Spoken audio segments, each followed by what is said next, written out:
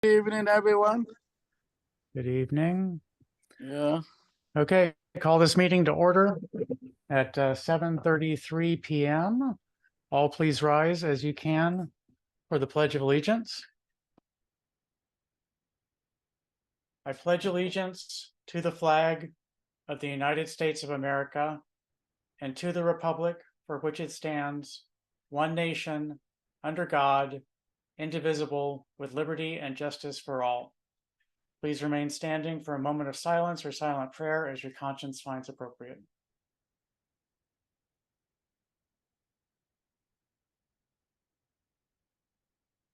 Thank you. Please be seated.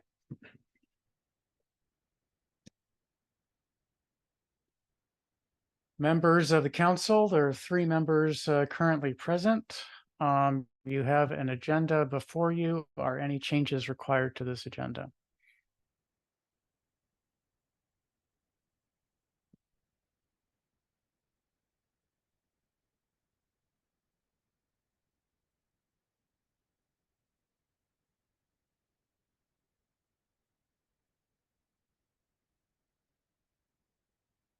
But the H didn't have a cross in it in housing and neighborhoods, but it's just my screen blurring it out. Okay, hearing no needed changes, may I please have a motion to approve the agenda as submitted? So moved. Second. Motion by Councilmember Foe, seconded by Councilmember Inyang. Is there any discussion of the motion to approve the agenda as submitted?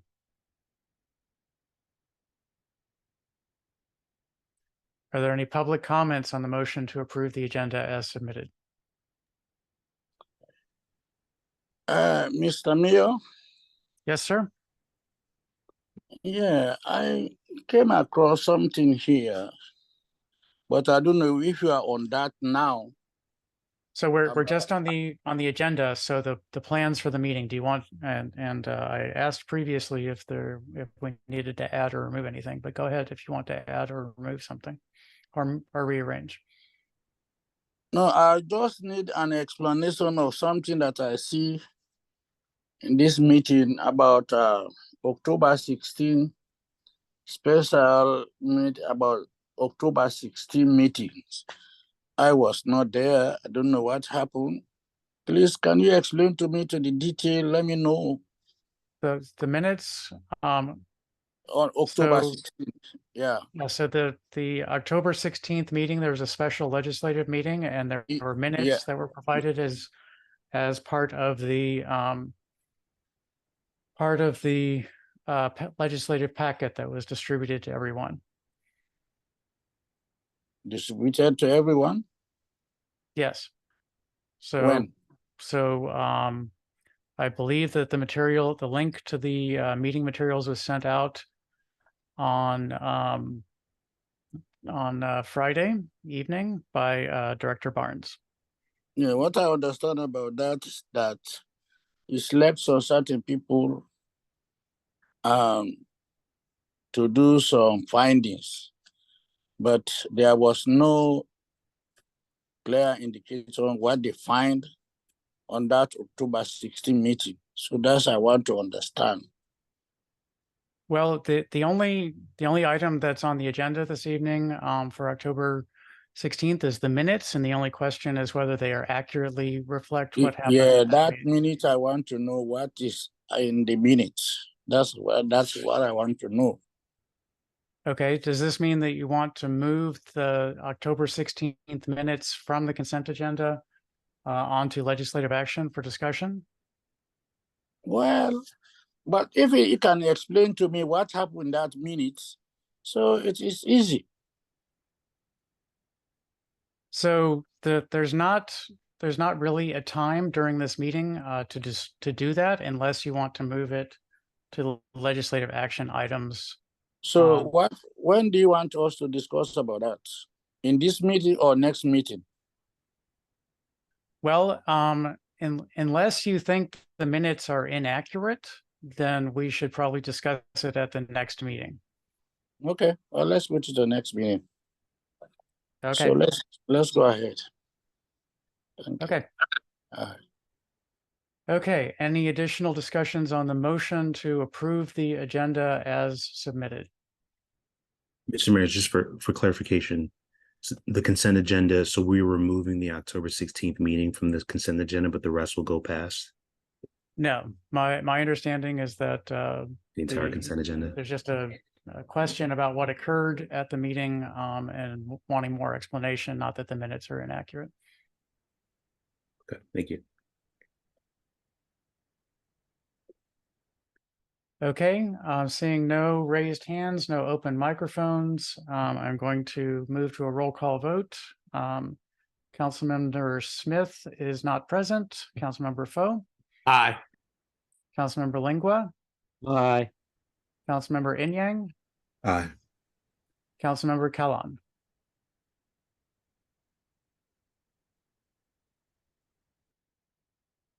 Councilmember Kalan, do you want to vote on the agenda?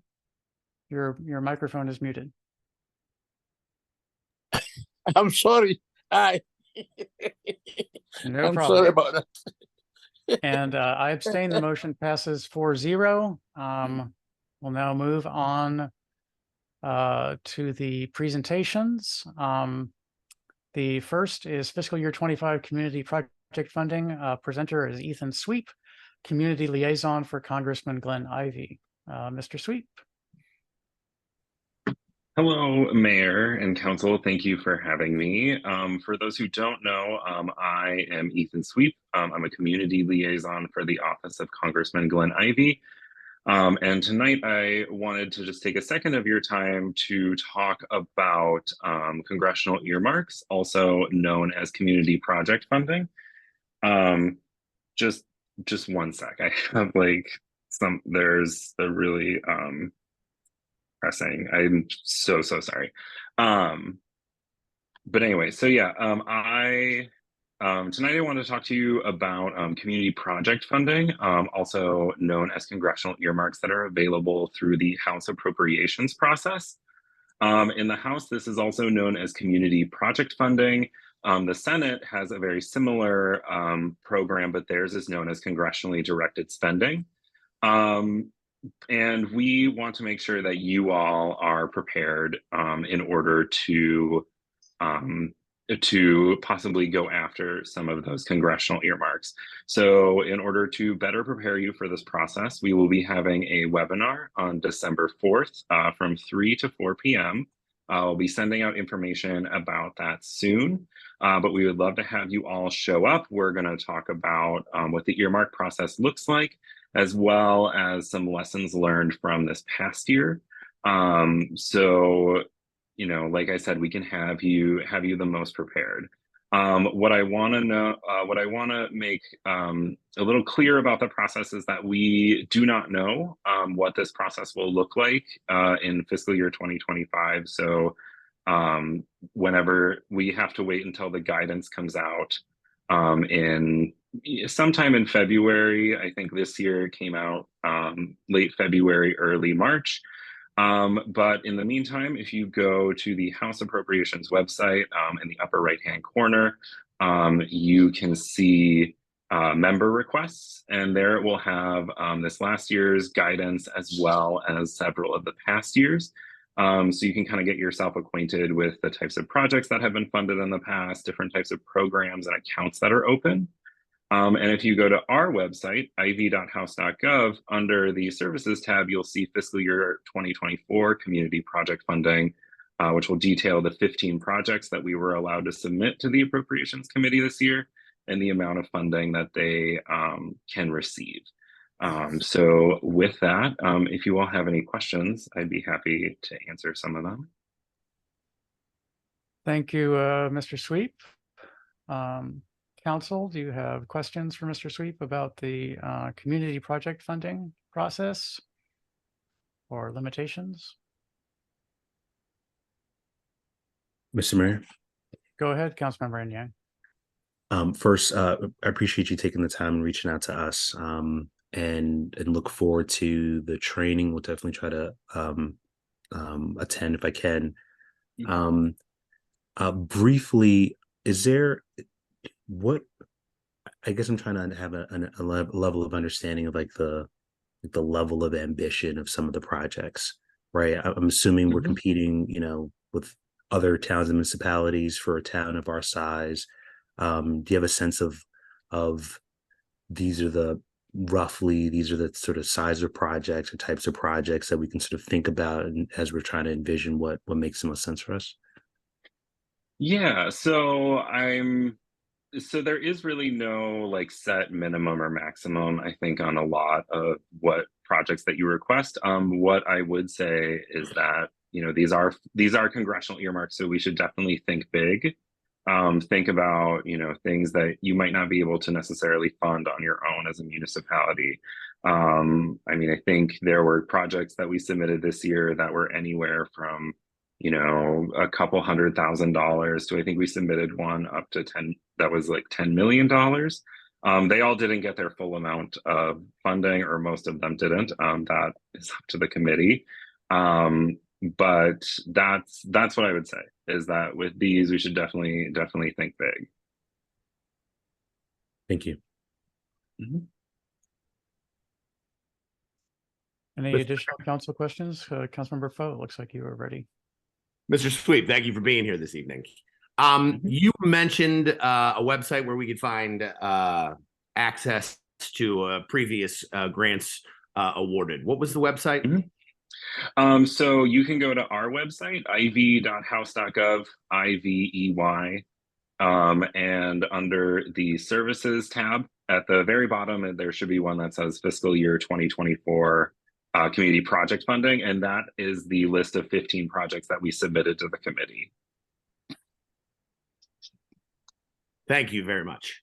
And those are also, you can look at both Senator Cardin and Senator Van Hollen's websites as well. They have the projects they submitted on their side.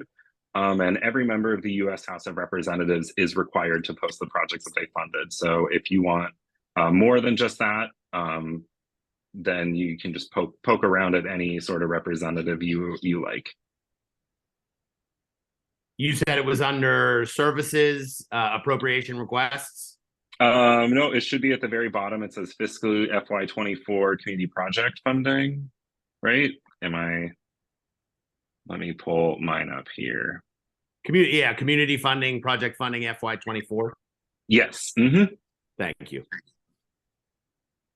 Oh yeah, towards the top, not the bottom. My mistake. Councilmember Smith, go ahead. Thank you, Mr. Mayor, Mr. Sweep, for being here this evening. I'm curious if your office is able to, or the Congressman's office is able to facilitate collaboration with other municipalities around these kinds of projects. I ask because, as you may know, we have Wells Run that runs through our community, and it's as the effects of climate change become, a regular challenge that we have to face, with having several 100-year floods in the last 10 years. We had, I think, an adult deer drown in one of our parks during one of the flash flood incidents.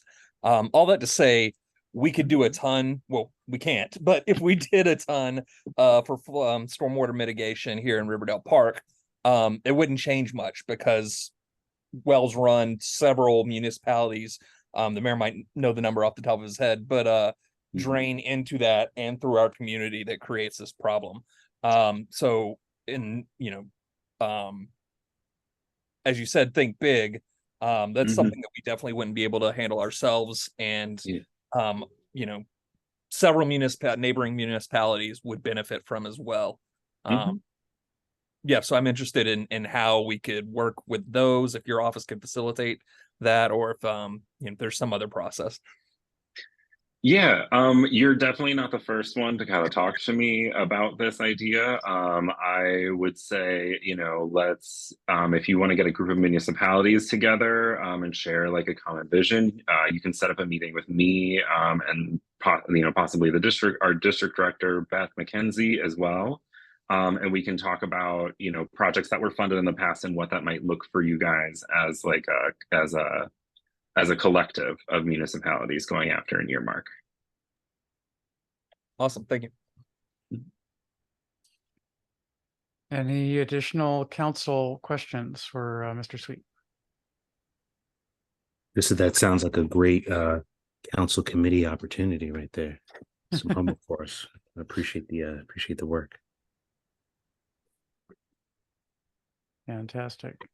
Okay, I'm going to open this up to any members of the public who want to ask Mr. Sweep any questions, and then I have one or two just about process. Any members of the public? Doesn't look like it. So Mr. Sweep, I believe in past years that there's had to be sort of specific legislative authorities for these to have happen. So stormwater might go through FEMA, and sidewalks might go through transportation or something like that. Is that still true going into 25, or was it true in 24? Yes. So I think what you're referring to is just so this kind of gets in under the hood a little bit of how earmarks work. So they are added to the broad appropriations bill. So it's the different subcommittees of the appropriations committee and different departments who are releasing the different funding. So yeah, so like EPA had some stormwater grants this year. FEMA had more. Other, I'm trying to think, there's like some Department of Justice ones that had a bunch of different programs. So it just kind of depends on like what accounts are open and what types of projects they're looking to fund. Okay, but we should come up with projects, and your office or the congressman's office will figure out ways that we might be able to fit them into the overall budget process. Is that correct?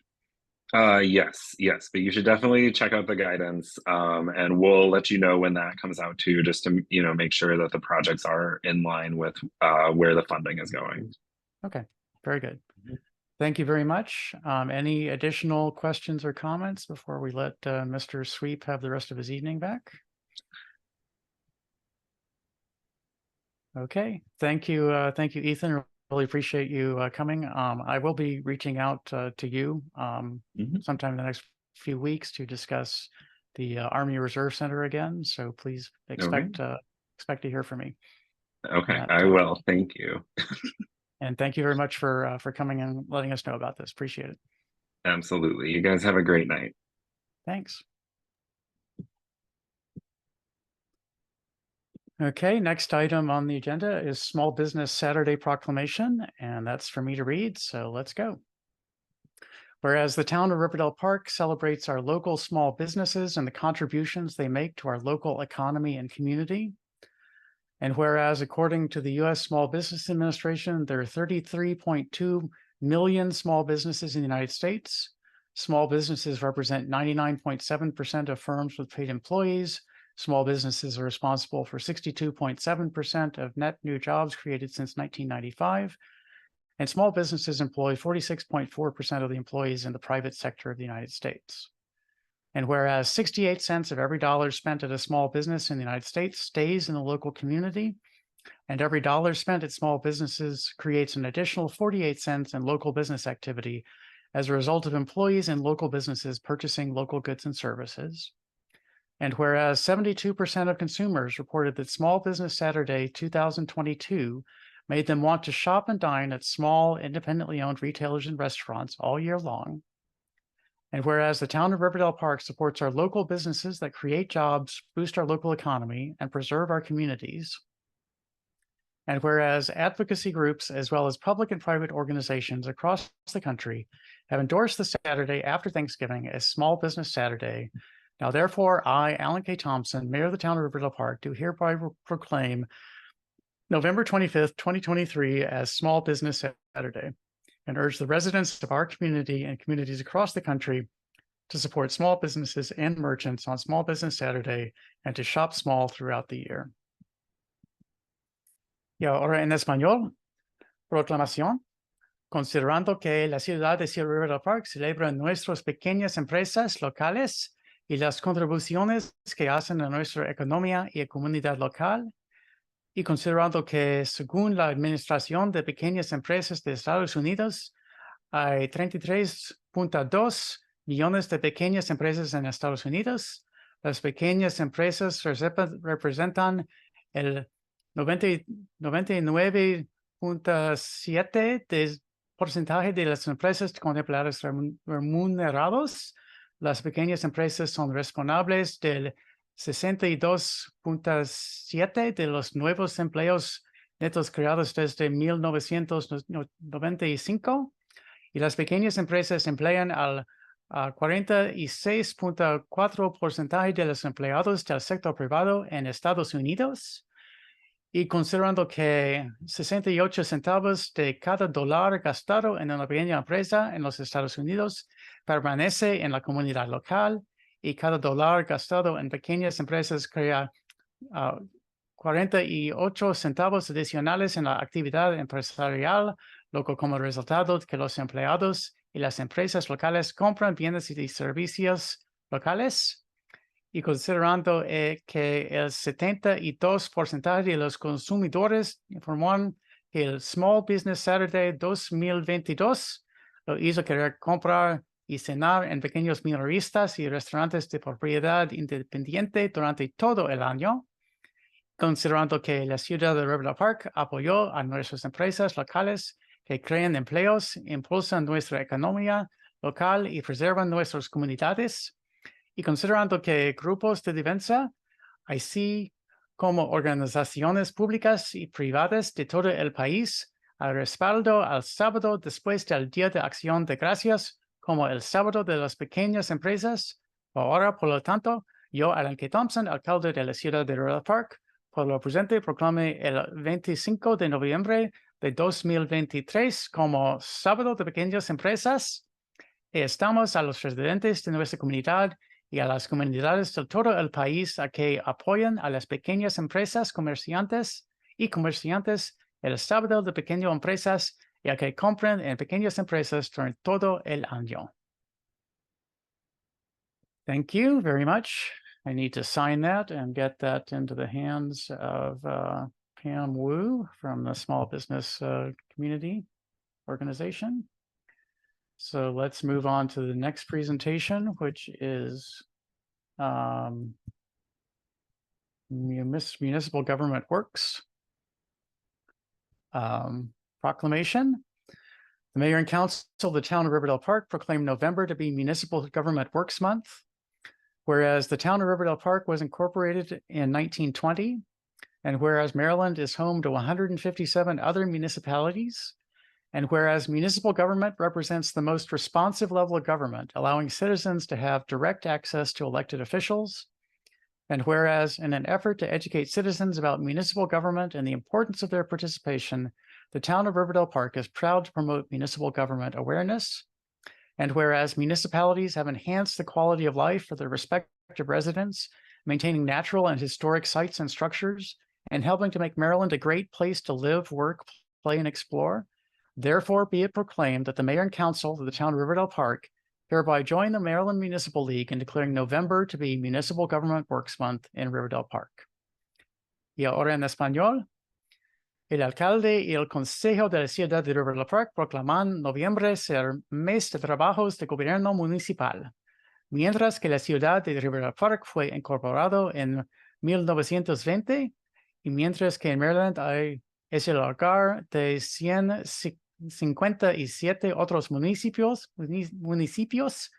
y considerando que el gobierno municipal representa el nivel más sensible del gobierno, permitiendo que los ciudadanos tengan acceso directo a los electos, y considerando que es un esfuerzo para educar a los ciudadanos sobre el gobierno municipal y la importancia de su participación, la ciudad de Riverdale Park está orgulloso de promover la conciencia del gobierno municipal, y mientras que los municipios han mejorado la calidad de vida de sus respectivos residentes, manteniendo sitios y estructuras naturales y históricas y ayudando a hacer de Maryland un lugar bueno de vivir, trabajar, jugar y explorar.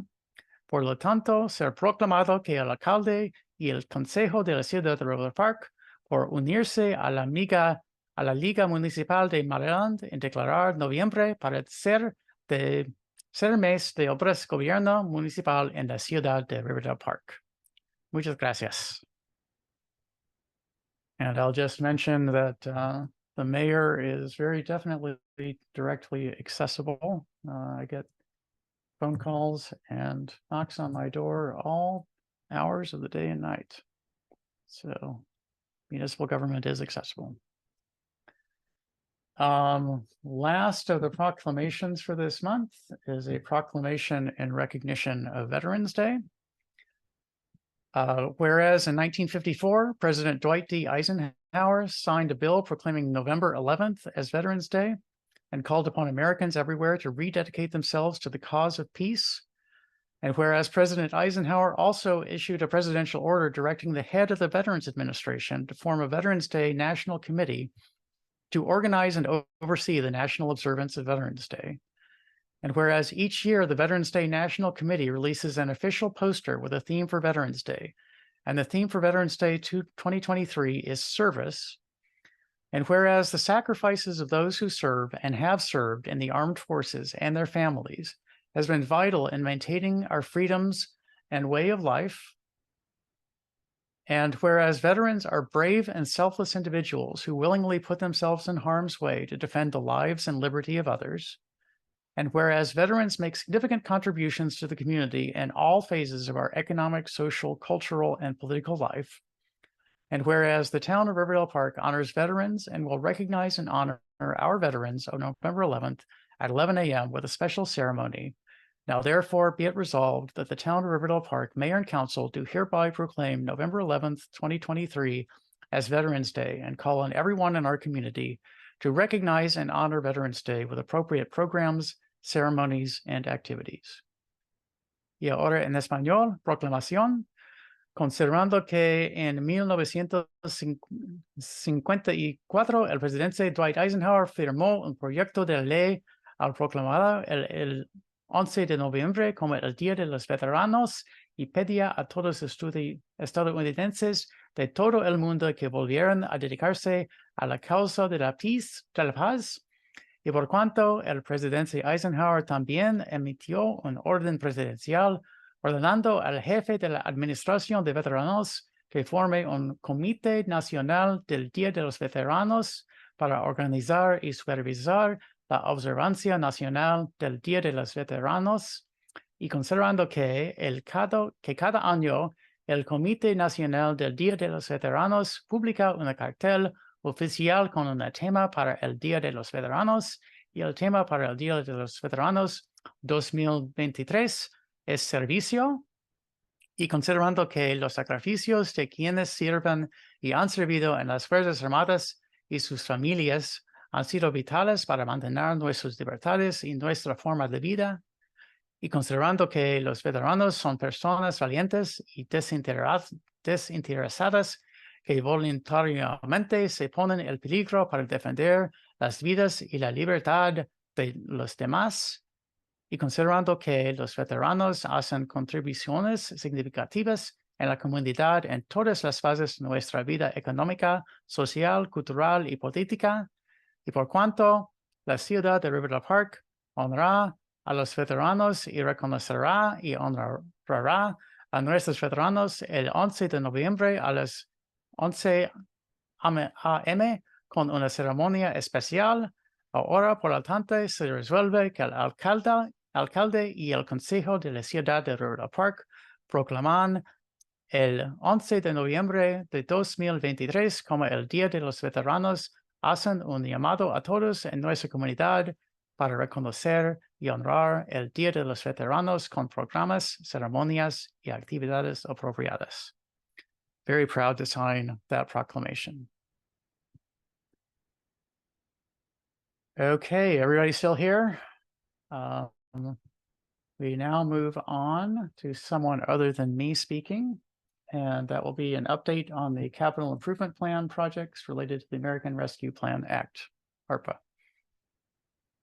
Good evening, Mr. Mayor, members of the council. In a few moments, Mr. Jones will be going over some adjustments, some tweaks. This is in follow-up to the discussion we had with the council a number of weeks ago. I mentioned at the time that we would have about 500,000 in adjustments. As you see in the packet memo, it's just under that, representing about 7% of the overall ARPA funds that the town received. So the staff team watches carefully the progression and progress on our projects. We know that we're up against these time restrictions in terms of both expending funds and ensuring funds are obligated. Even though we had taken the funds as revenue replacement, as previously shared with the mayor and council, staff are being extra careful, conservative in our approach, making sure that we are complying with the federal regulations in reference to obligating funds. And so we're doing those things. We do have a handful of projects that actually require extra funds. Mr. Jones is going to cover projects that need funds. And so we're planning on using funds that were obligated for one project, taking some funds and moving them to other projects to ensure the timely expenditures. And with that, Mr. Jones, if you can pull up your chart and kind of review the transactions with the mayor and council. Sure. Actually, no, we have an updated one. If I could share my screen, please. Thank you.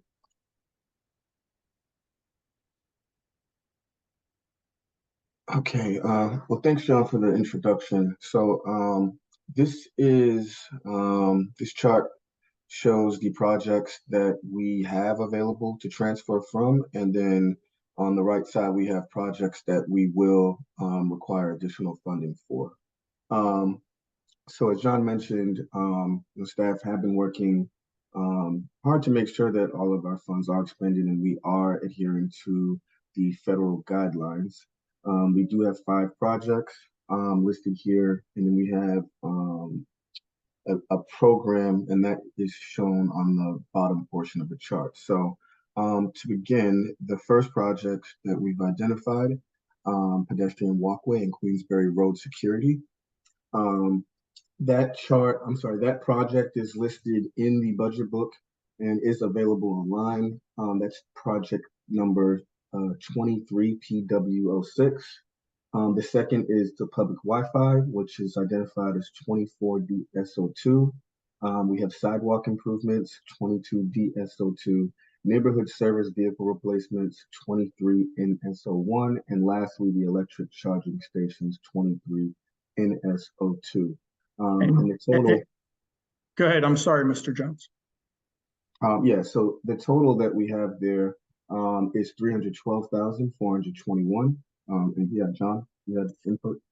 Yes, so as it relates to these projects, for a variety of reasons, we have funds that are available to transfer. For example, the pedestrian walkway, Queensbury Road, we did not receive funding through grants that we thought we were going to receive. And that's an insufficient amount of money to move that project forward. And so the recommendation is that we use it for projects that we know we can complete. The public Wi-Fi, we had 300,000 there. We know now we're not going to need 300,000. So it's to move that. The sidewalks, we've used CDBG funds. The neighborhood service vehicle replacements, we have $295 in that line after purchasing the vehicles. And the electric charging stations were not as expensive as we had anticipated. And for those reasons, and there's some additional detail that we can share with the council when we come back at the end of the month on the 27th. We're planning on giving a full update on our CIP projects. Tonight, we wanted to concentrate on the money. Mr. Jones? Yes, yeah, that's absolutely correct. And as you mentioned, the last two, the neighborhood service vehicle replacements and electric charging stations, we've actually completed those. We completed those projects. So That money that you see there available to transfer is just a result of us actually completing those projects. The rental assistance, which is one of our American Rescue Plan Act programs, the original program we had was rental assistance, $450,000, and the plan is to move that to farmers market dollars programs, as that program has demanded alternate available resources. So yeah, that would cover the farmers market program, and yeah, that covers all of the projects and programs that staff have identified. If Mr. Jones, if I may, Mhm. so I given a brief description on why we had funds available. On the other side of the top portion, DPW vehicle replacements, in creating the program for the Clean Street Ambassadors that was approved as part of the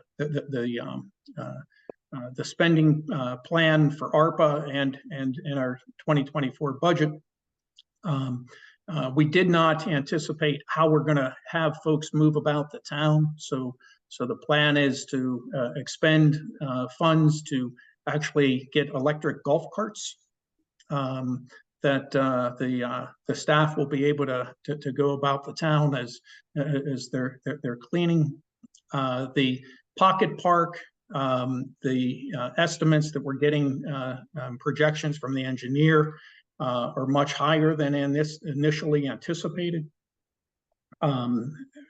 The neighborhood safety cameras, this is to add additional cameras in the area east of the river.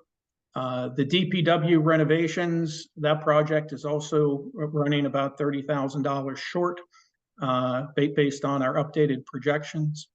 And the 47th and Taylor Linear Park, we had applied for a grant. We were advised the other day we did not get that grant. In order to keep the engineering and that moving forward, we were adding the 32,000 here. So I guess to summarize what our message is to the council is, after scrubbing these numbers, we believe that using them for these other purposes within CIP and then within the Economic Recovery Fund, taking rental assistance money and moving it to Farmers Market Dollars program, will comply with the federal guidance and our timeliness standards. And with that, Mr. Jones and I will take any questions. I'm pinch hitting tonight for Laverne. She's not able to join us this evening. Thank you, Deputy Director Jones and Mr. Town Manager. Council members, are there questions on this presentation?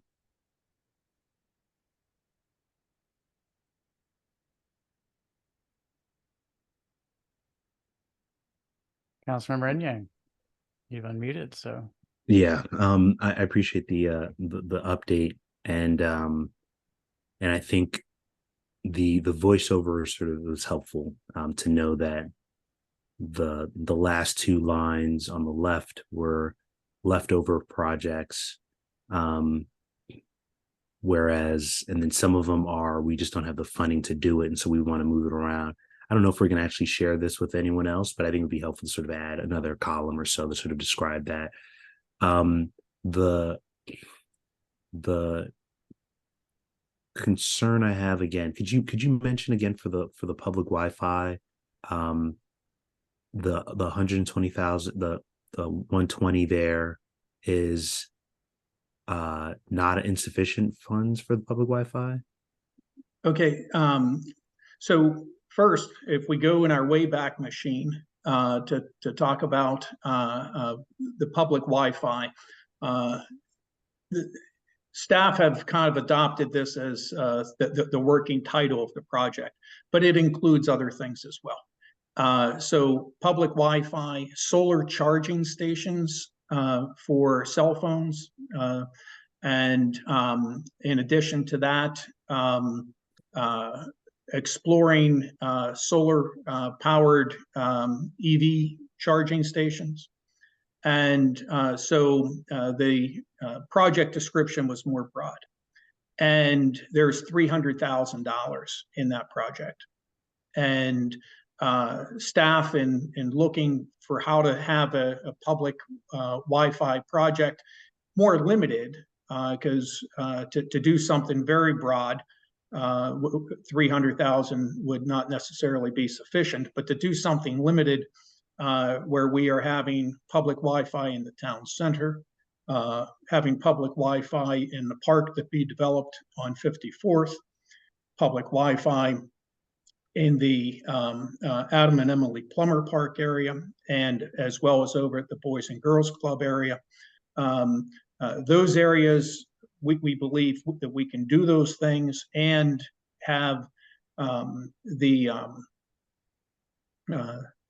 cell phone charging stations and that incorporated into the bus shelters, which Mr. Shelton will talk to you about later this evening, that there would be 120,000 that's not needed for that project. And there's a need to keep these other projects moving forward, other projects that have already been approved, and we can expend those funds in these other areas. Okay, so only the pedestrian walkway, the first line item, is we tried to do it, we can't do it, we don't have the funding, so we want to move those funds. Everything else is leftovers from projects that are already either done, completed, or we overestimated what we were going to need. Yes, or we won't be able to complete it on time. I have to talk to Laverne and Ivy to verify that, but I believe that's correct, sir. And okay. So there's only one project here that we're saying let's shelf that and then revisit that in the proposed fiscal 25 budget. Got it. And then my last question is just for the right-hand side. Was there anything that's not on the list that didn't make the cutting room floor? Well, I think you always have things that we consider in terms of being able to move things. And coming up with this, it was not a list of my making. This was Paul and Gentry and Ivy and Laverne and Jessica and Ryan. And they all got together and hammered out this list. Okay. So it wasn't come up light. It was well intentioned, and I guess like a lot of factors went into making this list, is what you're saying. Absolutely, sir. And with the eye towards moving forward projects that the mayor and council have already approved, and ensuring that I would say the exception to that is ensuring that our Clean Street ambassadors have a way to move about town instead of having to take a pickup truck out to take out an electric golf cart sized vehicle. And I think that's in keeping with the direction of this council.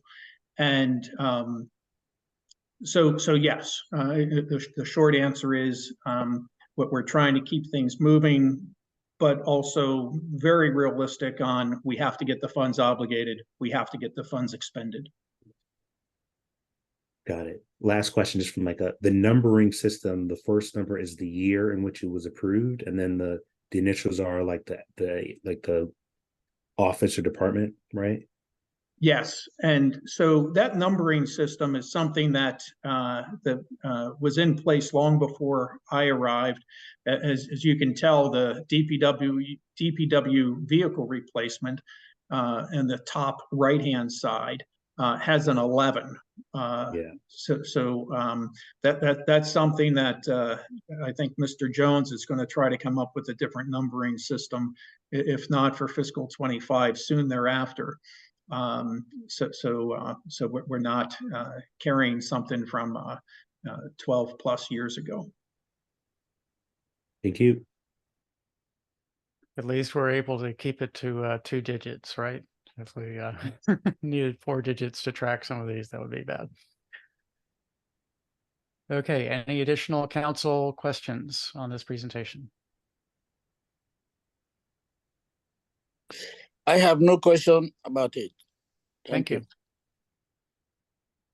Okay, seeing no apparent questions, are there any questions from members of the public on this presentation?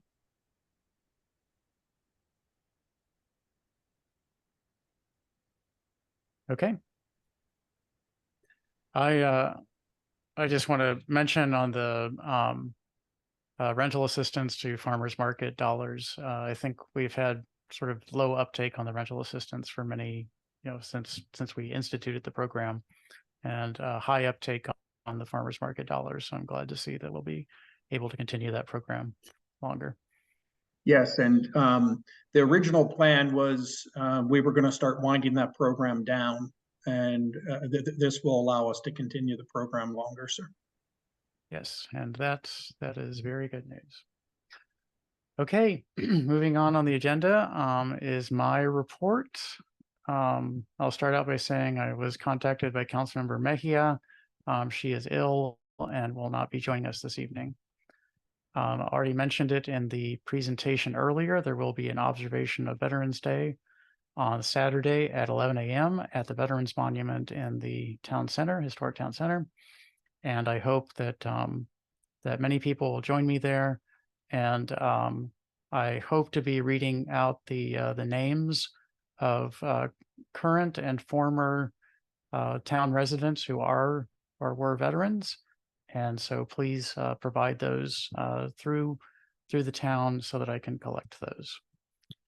I always like to give a little update on the COVID-19 situation. And right now we are seem to be at sort of a valley after the September. There's a small peak in September, end of summer peak. And well, I guess it was in August. And we seem to have leveled out, but it seems to be ticking up in some places in the country.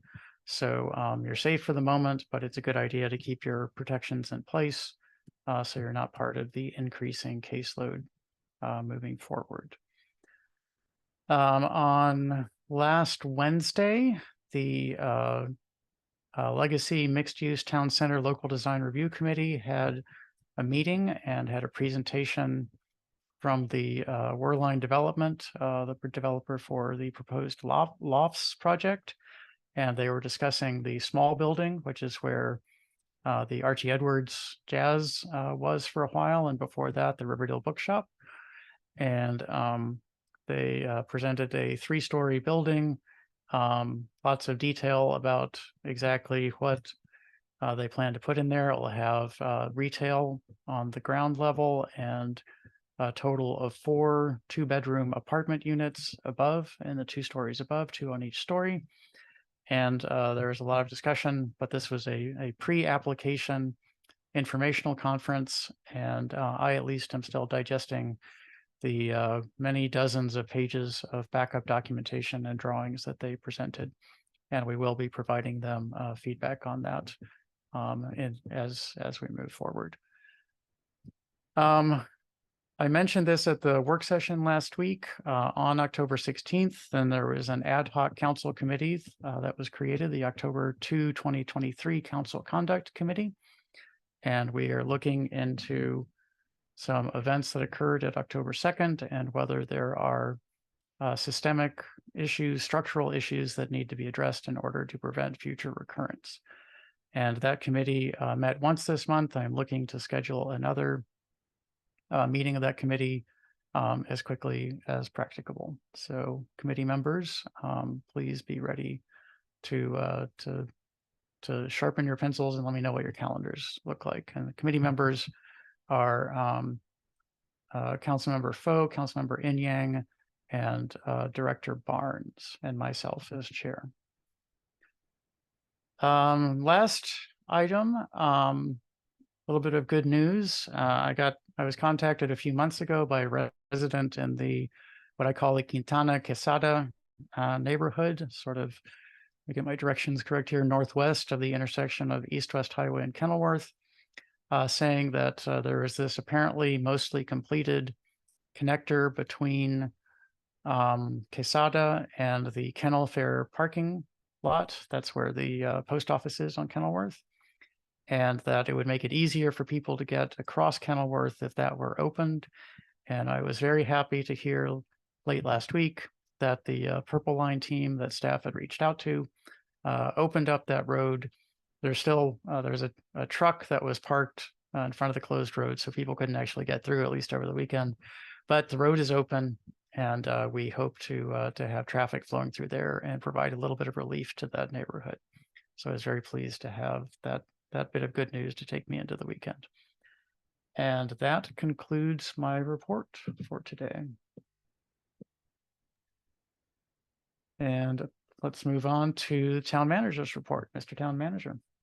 Yes, Mr. Mayor and members of the council, a few items this evening. From a housekeeping perspective, good to note that Town Hall and DPW operations will be closed on November 10th in observance of Veterans Day, and on November 23rd and 24th in observance of Thanksgiving Day. The next two status and information reports will be issued earlier in the week due to the holiday closings. The community conversation will be held on November 18th, and that's regarding the town seal design process. And that's a virtual discussion. And Director Barnes, is that at 9:30? Yes. And then the town has contracted with Neighborhood Design Center for, and the town seal design process includes 3 focus group meetings, and NDC is coordinating those meetings, and a community survey. The first session is at Riversdale House Museum, and that's on Tuesday, November 14th at 6. And the second session is in Spanish, and that's at the Edmonston Recreation Center at 5100 Tanglewood Drive, and that's Thursday, November 16th. And then the third session is in Riverdale Park Station, and that's on Saturday, November 18th at 3 p.m. So more information about that will be on the town's website and through our social media platforms as well. Wanted to talk a little bit about 2 projects not related to ARPA, just to kind of give the mayor and council and the community a little bit of an update. So the expanded protected bike lanes. So as the mayor and council know, bike lanes have been installed, or the protected bike lanes were installed on Rivertech Court. And that was done as part of our street and sidewalk program. The mayor and council authorized expenditures up to, I forget the exact amount, but it's in excess of what our projects cost. And so as explained to the council previously, we're going to add crosswalks throughout the town, wherever crosswalks are either missing or in bad repair from that authorization. And we also worked with the engineer to figure out a narrower base for the flexible post. So flexible posts will be installed along the bike lanes where there's currently none. And so I want to thank Director Lewis for working through all those complexities on these projects. And it's good. We're going to see more crosswalks going in, and we'll see these flexible posts being installed. The municipal center project is continuing to come along, and we're making good progress. We have addressed a number of issues in reference to change orders, and with that comes some increased cost. There's been some surprises. And some things weren't as much of a surprise. So we've pushed back, and our architect, I think, is representing the town well in pushing back with the contractor. But we're going to provide the council with a thorough update on the 27th of the month in reference to how the project's coming, change orders, and budget on that project. And we're continuing our negotiation with Red Speed for the red light cameras and the parking enforcement. And we had hoped to have that wrapped up, and we currently do not. We're working with Mr. Sussman to figure out some language that we believe would be acceptable to the council. And then the last thing I mentioned earlier in the presentation on ARPA, there was a grant that we did not receive. To try to balance out that bad news, we did just receive word that the town's been awarded $125,000 for a COPS grant. So it's over a 3-year period to pay for one of the positions that's currently vacant. And so we certainly welcome those funds, and that will lower our general fund contribution to the police department. And with that, I'll take any questions. Thank you, Mr. Town Manager. Are there questions for the town manager about his report to clarify anything therein? As for me, I have no question for him. Thank you, Councilmember. Councilmember Inyang, you're unmuted and visible, so go ahead. Yes, about the bike lane. So the money for the additional crosswalks and the more narrow base bike lanes, you were saying that you found that for this year, or is that future? No, that's in the current year. So when the mayor and council authorized the street and sidewalk project, we included a 30% contingency. And because there was lots of unknowns, we've managed to complete all the projects that we discussed with the mayor and council when we received that authorization. So there's some funds left. The increased cost for the bollards is about $7,500. And so we're going to move forward with that. And then what Director Lewis shared at the time that the council approved that contract was that any funds that we had left over from the contingency, we would install more crosswalks. And they'll all be the Continental style crosswalks that we discussed with the council previously. Great, that's awesome. Thank you. Mr. Town Manager, just to clarify those extra bollards. Bollards seems a little bit strong for what they are, but the dividers are going on Rivertech Court, on the section of the bike lane on Rivertech Court. Is that correct, or are they going somewhere else? No, they'll all be on Rivertech Court to extend it down towards the circle on both sides. Okay. Just I realize there's a lot of bike lanes elsewhere in town, yes, and wanted to make sure that that's where it was. It's my assumption. Okay. Any additional questions for the town manager? And that can come from council or members of the public. Okay, not seeing any. Let's go ahead to the monthly finance report. Mr. Jones. Thank you. Tonight's monthly finance report covers the months of August, September, and October with a year-to-date total. So for the month of October, we had a total revenue of $3,422,341. Expenditures totaled $596,089, and we had a net of $2,826,000. Look in the same time period in the fiscal year 2023. I covered this in the previous meeting when I went over the revenue. Revenue was higher than it had traditionally been due to us receiving the real estate taxes, the majority in the month of October. Historically, we've received a large chunk in October and then a second chunk in November. In the previous year, we received the majority of our real estate local taxes in the month of October. So October's revenue is a bit higher than the current fiscal year. And then in fiscal year 2022, that total was just $2,952,000. So for the year to date, in the current fiscal year, we have a total revenue totaling $4,845,000. Expenditures total $2,612,000, leaving us with a net of $2,232,931. The previous fiscal year, that net was $2,551,000. Again, it's higher than where we were, higher than where we are in the current year.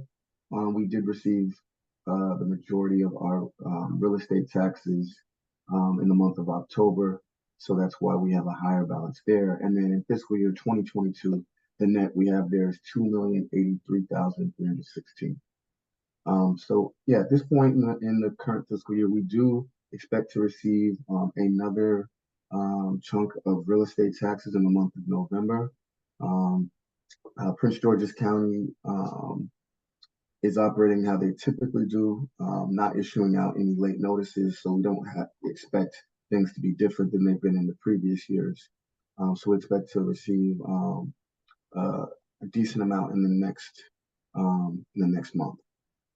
So that concludes the finance reports for the month of October, and I'll take any questions. Thank you, Deputy Director Jones. Are there questions for Deputy Director Jones on the monthly finance report? Council or members of the public? Hearing none, seeing none, may I please have a motion to adopt the monthly finance report subject to audit? So moved. Second. Second. I'll give the second to Councilmember Inyang, the motion to Councilmember Foe. It was a tight race there between Inyang and Kalan. I'll give it to Inyang. Is there any further discussion of the monthly finance report by council? Are there any comments on the motion to adopt the report by members of the public? Hearing none, I'll do a roll call vote. Councilmember Smith, Aye. Councilmember Foe, Aye. Councilmember Lingua,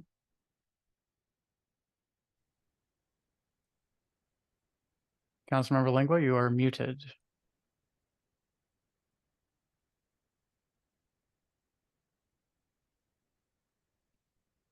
We may need to adopt a special rule that if someone remains on mute, that counts as an abstention. But let's go ahead. Councilmember Inyang. Aye. Councilmember Kalan. Aye. And back to Councilmember Lingua, if you were able to unmute at this time. Maybe he's not around his phone or computer. Okay, so can't hear from Councilmember Lingua, so I will take that as an abstention, and I will abstain. The motion passes 4-0. Let's move on to correspondence summary. Correspondence summary was distributed with your packet materials. And my memory, yeah, that's what I thought. There are no items on the correspondence summary, so we don't need to spend very much time discussing that. And that brings us to the fire department report. I thought I saw Steve. Yes, Mr. Lampier. Yes, but I am here. Can think I took myself off mute. You did. We can hear you. So Fantastic. just a couple things. So we're continuing through a batch of new members, and they're still in the county process with backgrounds, physicals, and their online training. So hopefully we'll get some of them in EMT class right after the first of the year. We did hold our first open house on Saturday, October 14th. It was in the parking lot of Riverdale Elementary School. We appreciate the school working with us for that, because we really don't have the footprint at the fire station to do to have an open house. But we decided to do the open house to replace what we used to do at Riverdale Park Day. So other than it being a bit wet, we had it generally went well. we probably would have had a little better turnout had it been drier. And we will probably do this again in 2024. Traditional Santa run will be the evening of Saturday, December 23rd. I know everybody in town looks forward to that. And if we, and when we miss a street or we have a call in between, we do get calls at the station to ask what happened to Santa Claus. So we do try to cover everybody. I participated in the town walk last Saturday. Had the opportunity to meet council member Yang. So that was a good day for a walk, and I or somebody will start getting back into those after the first of the year. I know this is another thing we were kind of absent from during COVID. We continue to work with the county on a bunch of apparatus and facility issues. And then also there are a couple bills in front of the county council that we're participating in the comment period. So that's all I have. Does anybody have any questions for me? Thank you. Any questions for Mr. Lanfear?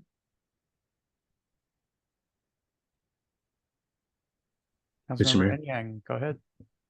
I appreciate the report, and it was great to meet you as well in person to see not just the floating face in Zoom, and so I appreciate that as well. One thing that would be, I think, helpful for me to kind of get a better understanding of just all the work that the fire department does is, I know a lot of the reports more recently have been around sort of the background check and trying to get members through, and I know that's like a big, obviously, like hurdle, a big part of the job. Would be helpful to maybe get a sense of, what are the many facets that you do for the town? Like, how do we find ways to celebrate some of the work that's being done in the fire department? And I don't know if you have any like statistics or, anything we can sort of do to try to like help spread the word. Maybe that might help in the recruiting process. So if there's like a website or a spreadsheet or anything like that, I'd love to dig into that, and sort of just try to find ways to spread the word about the good stuff that you guys are doing. So love to connect with you offline if that's easier. Absolutely. But we could certainly talk about that and whatever you need, because we've always appreciated the support of the town and its council members and officials. So, yep, absolutely, we could do that. Thank you. Okay, any additional questions for Steve Lanfear? Okay, thank you for the report. Appreciate it very much. Good to hear you've got a lot of recruits. That's always good news to hear that from you.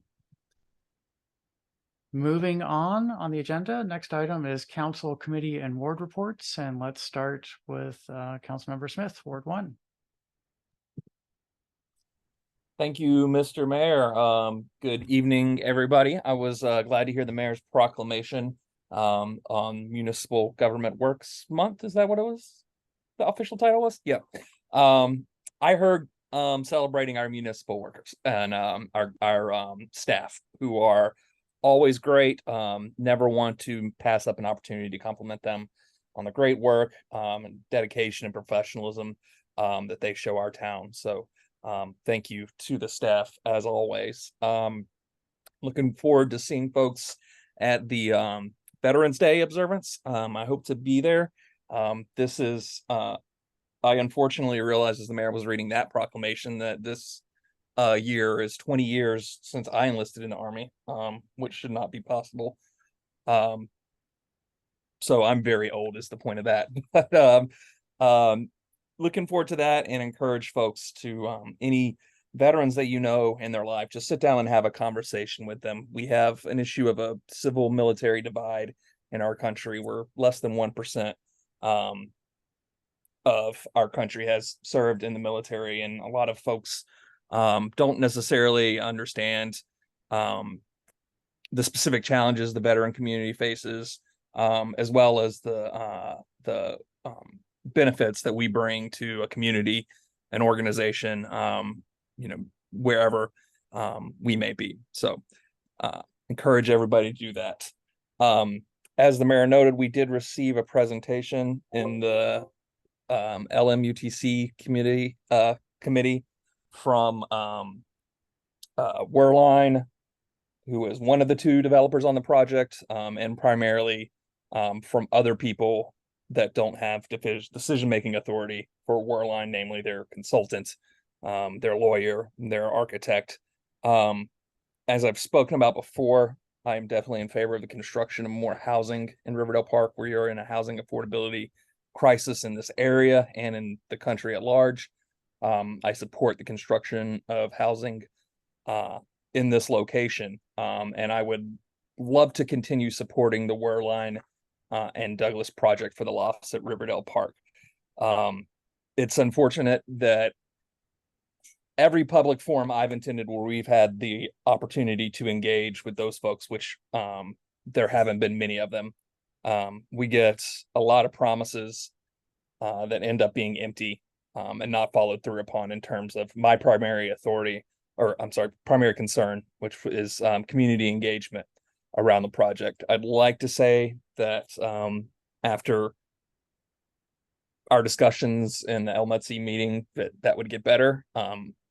I wouldn't have much confidence in saying that. So I would encourage folks, other members of the council, residents, when we do get those opportunities to engage with the developers, that as you're able, that you attend those, ask questions, primarily because I want folks to be reassured about this project. That's my primary concern, is that from the sort of inception of it, when we were first notified of it, I've tried to, bring people on board and note how much we need this project, and the developers just haven't been engaging on the questions that residents have. So I hope folks can attend those meetings, get a better idea of the project, understand how it will benefit our community, and also allow the developers to understand that our residents, our community is engaged around this, and then we have certain expectations when folks are building stuff in our town, that they be good neighbors and good contributors to the community, and that they do bring something that benefits us. So I hope folks can continue to be engaged in that process. And as much as I doubt it, I hope to see those the representatives of the developers at more community events, or scheduling their own community events in order to engage with our town. That is all I have for tonight, Mr. Mayor. Thank you very much. Thank you. And I'll just mention that over the years, my interactions with veterans, as I've gotten to know many more, I am not a veteran, but it has been very educational, and I've learned a lot, both from interacting with veterans directly and then reading about their lives and what they do. And so I encourage everyone to, as you said, to reach out and talk to veterans directly, and there should be a bunch of them at the event on Saturday, so please show up there. Moving on, Councilmember Foe, Ward 2. Good evening, everyone. Spent an incredible day this weekend changing the landscape of our property. We planted 3 native species trees that are going to change our property forever, the way it's viewed as people walk through this community. We utilized Prince George's County's rain check rebate plan, which allocates $6,000 per property for things like rain barrels, cisterns, urban tree canopy, rain gardens, pavement removal, permeable pavement, green roof building. We talk a lot about trees. We often don't really push this out strongly into our community. It has allowed Mara and I to do so many great things. We have 6 rain barrels that we utilize pretty effectively. We have built a rain garden. We have planted 3 new trees. One is already over 20 feet in height. It's a a river birch. It's going to be quite beautiful. We're planting a red maple that will could grow potentially to in excess of 100 feet tall. We need to restore our urban tree canopy, and I am trying to advocate on behalf of this program throughout our community. It really nullified our expenses tremendously. We have roughly $900 in trees planted in our yard. We hired some people to help us move and plant the trees, and all of this money can be submitted to the Rain Trust rebate for individual properties. It is tremendously exciting that we are able to do this. We are able to participate in our community this way. We're able to receive financial assistance to help. It's in that vein that I'd like to propose to council that we consider some sort of matching program potentially to align with the Chesapeake Bay Trust. Maybe we could, and I'm just thinking out loud here, assist people with applications, maybe offer a small financial incentive to cover those additional costs when it comes to costs. When it comes to, getting trees delivered, encouraging people to utilize this program to assist in any small way that we possibly can with stormwater management issues that we have in the community. This is available. I think it's $6,000 for individual property owners, but for our apartment complexes and things like that, the maximum allowed is $20,000. We could do significant work towards stormwater management in our community and utilizing these programs or this program more effectively. And I just want to be here tonight to actively endorse what I've been able to accomplish on my property with this and encourage everyone else to try and utilize those funds as well. I am looking out at a beautiful new yard. And I am excited about the future where we'll be able to sit in shade and we'll be able to continue to divert runoff water from our systems that are inundated during these potential massive storms. These dollars have allowed us to scratch that environmental itch that we want to on our own property. So with that, I yield my time, Mr. Mayor. Thank you. Thank you, Councilmember.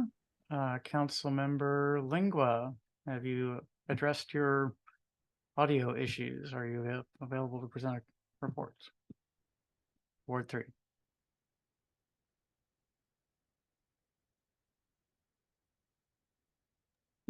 There we go.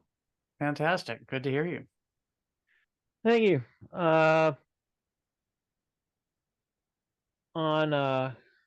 On one front, early December, there's going to be a reopening of the Sarvis Cafe early December. At which point they will have a new chef in. There will be more on that from the CDC. Best place to locate that information would be at the website, cdc.org.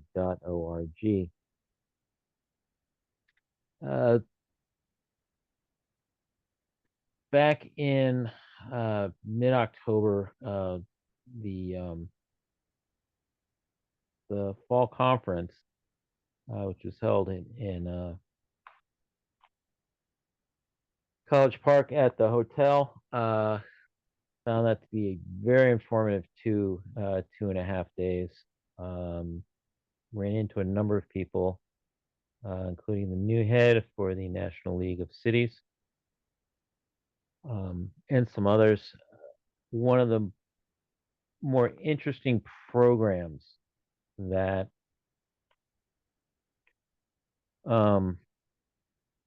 is going to be starting, I believe it's start of the new year in January, is a program that MML will be doing to assist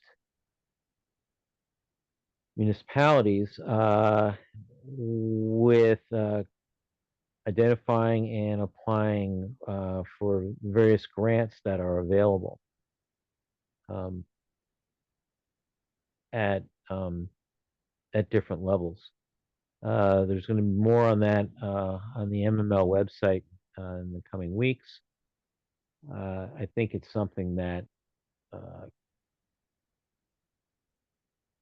as we as a town could be looking at uh, in the coming months to be able to identify funds for various projects that we have and objectives we're just trying to meet. MML sounds really excited about it. I think it's a great use of the resources that they have, and I look forward to seeing how the program evolves over time. Hopefully, just good things come out of it.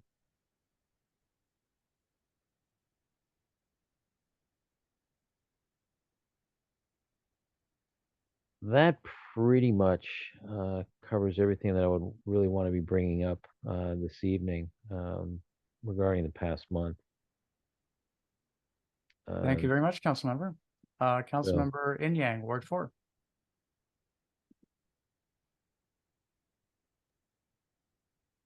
Good evening. I wanted to touch on a few items. For starters, I'm happy to hear about the post office connection for the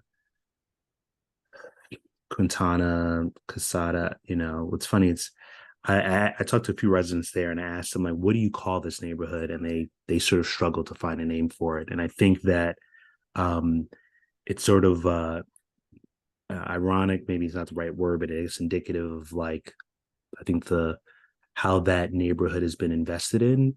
We can't newly name it, and so therefore it's hard to know what the issues are, and therefore even prioritizing it. So but it is a neighborhood that I think is probably one of the more isolated areas in the entire town. I think the Purple Line construction has just sort of exacerbated it, but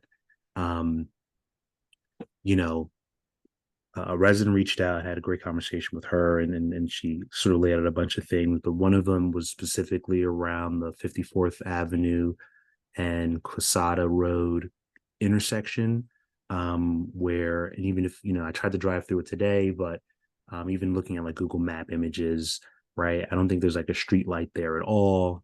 And now it went from one-way traffic to two-way traffic as part of the construction, and so it's high traffic. Therefore, the roads are probably in disrepair, low lights, and it's not lost on me that there were 2 street lights that were out in my neighborhood, in the sort of Riverdale Park Station neighborhood. And when I was pre-council, but I was on the president of the HOA board, I think I got 15 emails almost every day asking what's the update on the streetlights. And it was darker, but it was by no means sort of like pitch black. And you know, mountains removed, and, you know, lights were sort of reinstalled, right, as soon as possible. And so I think about that in juxtaposition to sort of this community that large portions fronts sort of like the forest trees, you know, as you go towards the river. It's been dark for years, probably, and no one reaches out for a variety of reasons, right? And so what can we do as a town to sort of rectify some of that is like really, really bothering, really top of mind. And so there's I think a few things there. I'll just go quickly, just in the interest of time.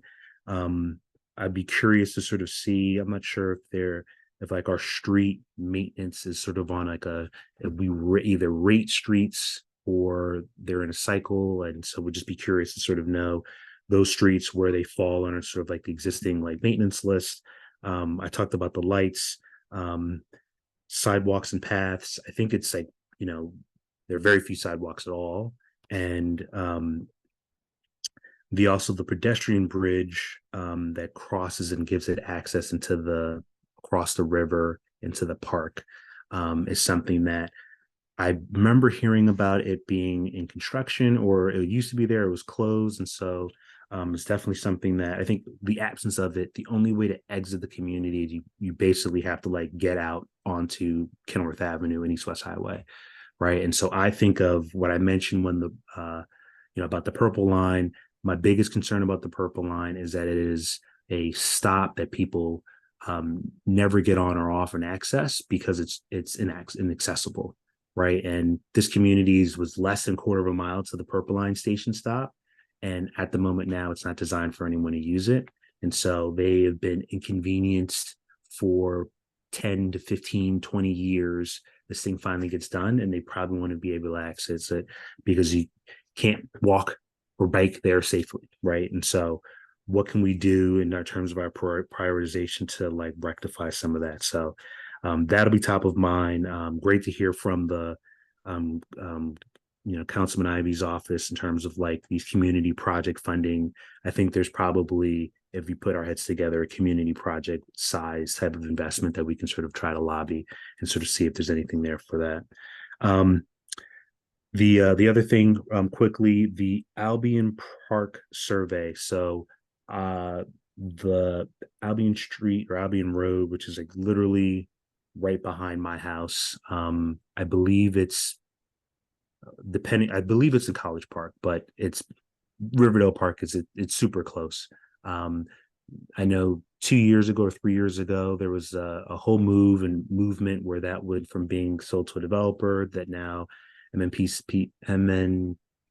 parks community, they sort of own it. I can never get the acronym right. So they own it. There's a survey that's out right now where they're asking for thoughts on sort of how to develop it and use it. So I definitely encourage everyone to go out there and sort of weigh in. Do you want to keep it in a natural state? Do you want to sort of do some type of urban park development on it? And so it's pretty quick, 8 questions or so. And so that I definitely encourage folks to do that. That input will be valuable. And then lastly is just I want to thank the town manager and the finance staff for taking the time out, setting up those one-on-one meetings. I cannot stress how valuable it was to me to sort of like walk through not just current, budget financial realities, but, the idea, like what's in FY 25 and 26, like those decisions are sort of being made right now and formed. And so the ability for us as a council to weigh in on that, I thought was invaluable. And I'm hoping that everyone has already participated and reached out or scheduled time. And if you haven't, I like highly encourage you to do it. I see as a watershed moment probably coming with this new with the new assessment that's going to happen pretty shortly.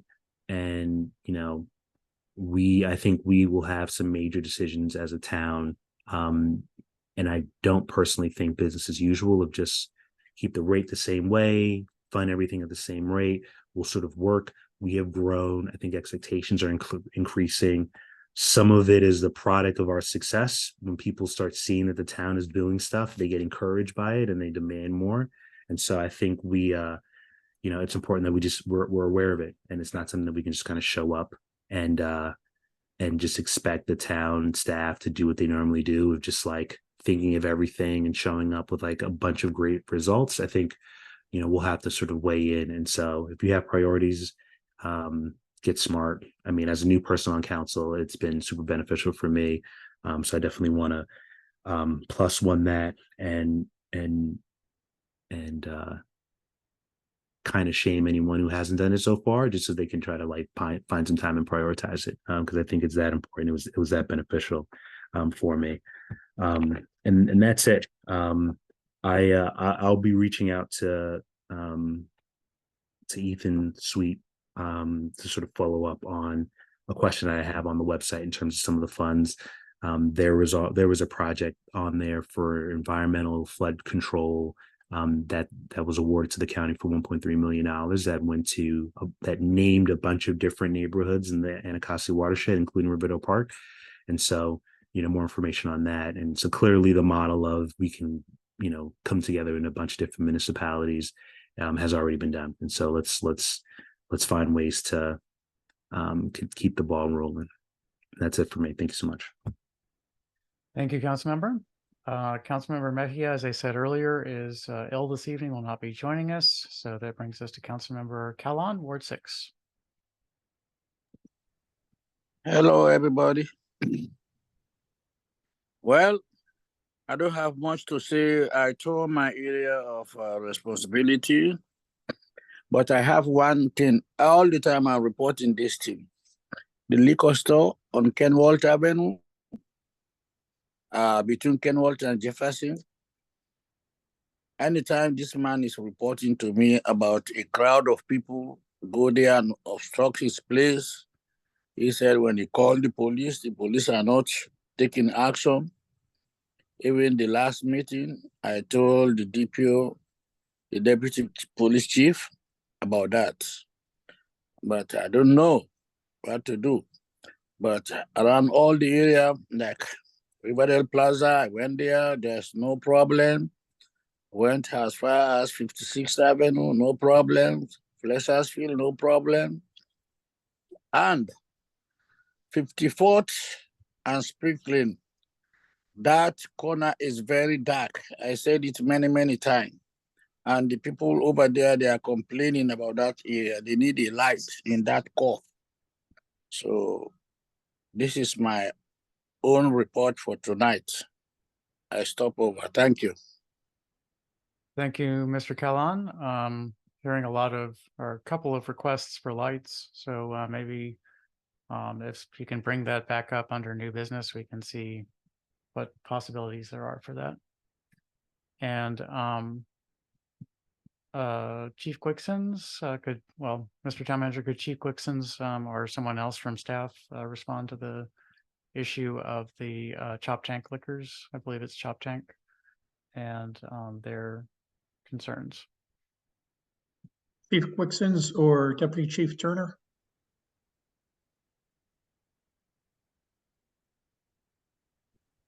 Yes, John. I believe is he talking about the Chop Tank? Is that which liquor store he's referring to? I believe so, yes. We'll reach out to Mr. Lee tomorrow. We've been there several times and working with him to try to alleviate the problem. Okay. I know that the police can't always respond to relatively low grade issue if they're responding to a higher grade issue elsewhere in town. There's only so many police officers. And Mr. Callan, if you can try to collect a little bit more information about exactly when these calls went unanswered, then that might help us understand. Sometimes I go there myself. I always go there and inquire, and I'm seeing the crowd of people. They don't care. They don't, even you talk to them, they don't listen to you. So the only people that they can help us to help that man, Mr. Lee, is our police officers, because we cannot force them to move from that place. Only the police officers. That's all. Yesterday morning I was there. He's still complaining to me. I said, I pass your message. Yeah. And when you look at the area, it's disgusting. So I hope our police officers, they can help us to take care of that situation. Okay. Mayor, thank you. Okay. All right. Okay. Let's I'll put a pin in that one, and let's go on to the next item on the agenda, public comments on non-agenda items and consent agenda items. Are there any public comments on non-agenda items or consent agenda items?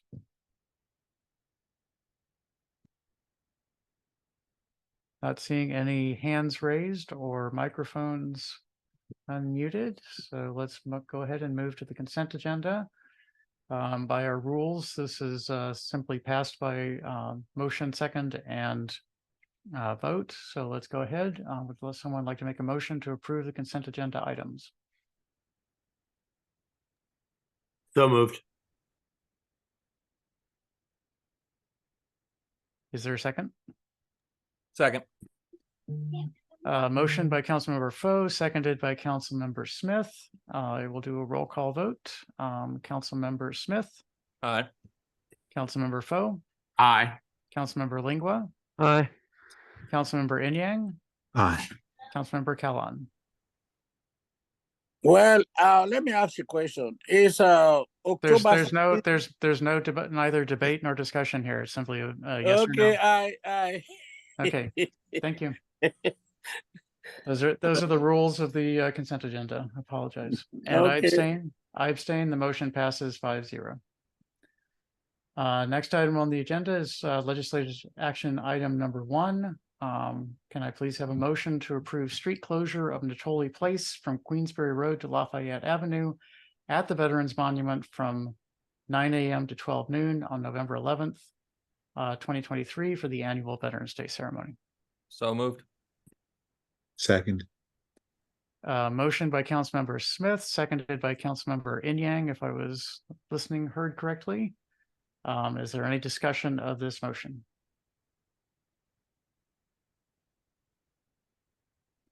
Hearing none, I'll do a roll call vote. Councilmember Smith, Aye. Councilmember Foe, Aye. Councilmember Lingua, Aye. Councilmember Inyang, Aye. Councilmember Callan. Aye. And I abstain. The motion passes 5-0. May I please have a motion under action item 2 to approve street closure for town center parking lot on December 2nd, 2023 and December 9th, 2023, if needed, from 12 p.m. to 10 p.m. for the holiday season kickoff event. So moved. A second. Motion by Councilmember Foe, seconded by Councilmember Callan. Is there discussion of this motion?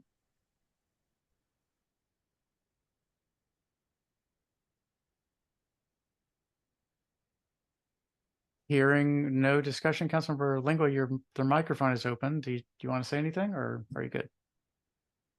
Well, we're talking about street closure.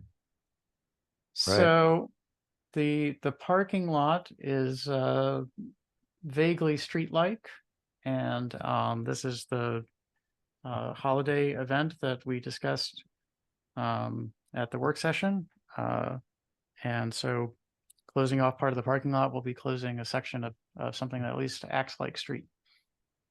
Right, right. And that's different from what has been asked about, what's been asked of me regarding the type of event that would be held this year. So it's a different subject.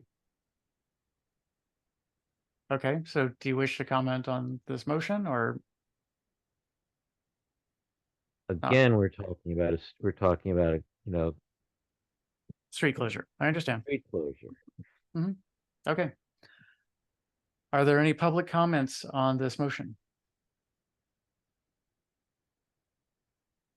Hearing none, seeing none, I will do a roll call vote.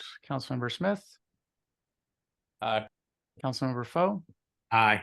Councilmember Lingua, Aye. Councilmember Inyang, Aye. Councilmember Callan, Aye. and I abstain. The motion passes 5-0. Moving on to legislative action item number 3, may I please have a motion to adopt resolution 2023-R-16 regarding vision and commitment statement for housing and neighborhoods. So moved. Seconded. Motion by Councilmember Inyang, seconded by Councilmember Foe. Is there discussion of this motion?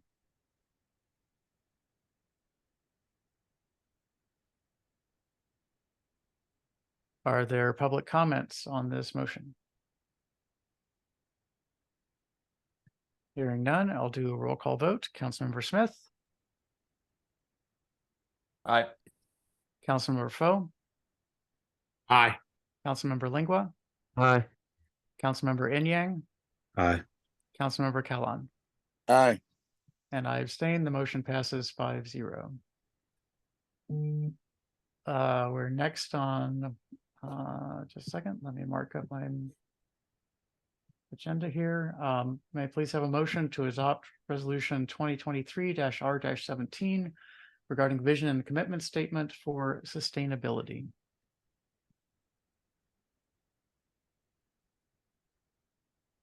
Is there a motion to adopt? So moved. Second. Second. Motion by Councilmember Foe to adopt, seconded by a nose by Councilmember Inyang. Is there discussion of this motion?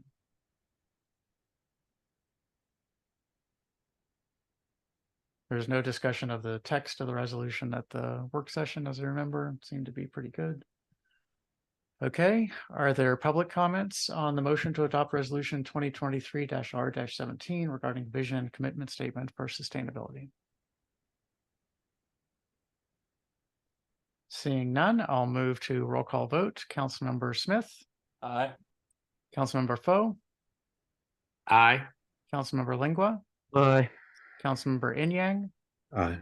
Councilmember Kellon, Aye. and I abstain. The motion passes 5-0. This brings us to a new item briefly discussed at the work session.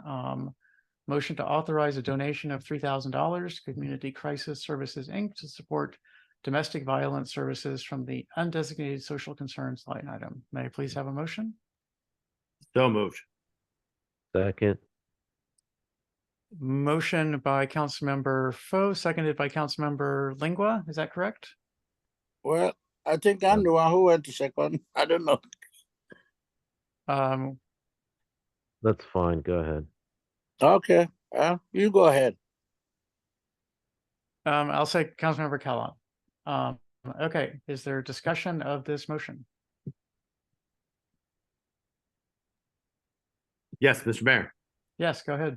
I think this is a tremendous use of our undesignated social concerns budget funds, and I want to thank the town manager for bringing it to our attention. Thank you.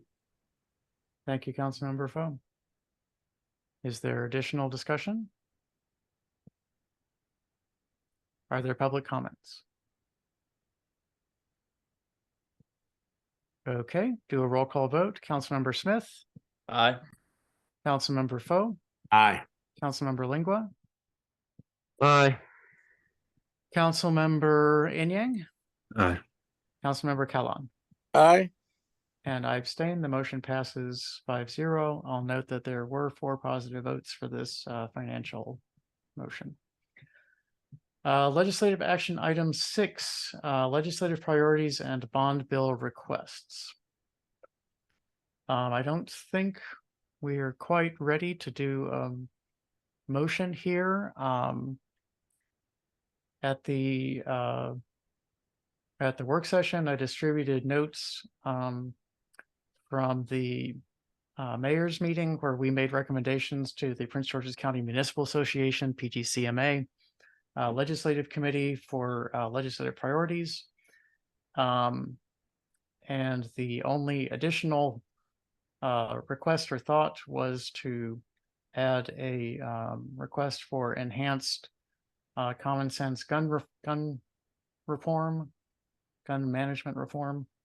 And I woke up this morning and attended a meeting of the PGCMA legislative committee from 8 o'clock till 8:45. I think those of you who know me well know that I can barely speak at that time of day, but I did manage to try to steer some of the priorities in the direction that the mayor's identified and that the council went with. The legislative committee had come in with their number 1 priority for the state being stormwater management funding, and the number 2 priority, strangely given the input of the mayors at least, was in gaining land use and zoning authority for municipalities, and opt-in for municipalities to do that.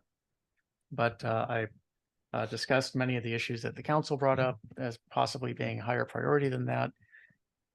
And the legislative committee will be making recommendations to the full PGCMA, I presume, at the upcoming meeting to be voted on.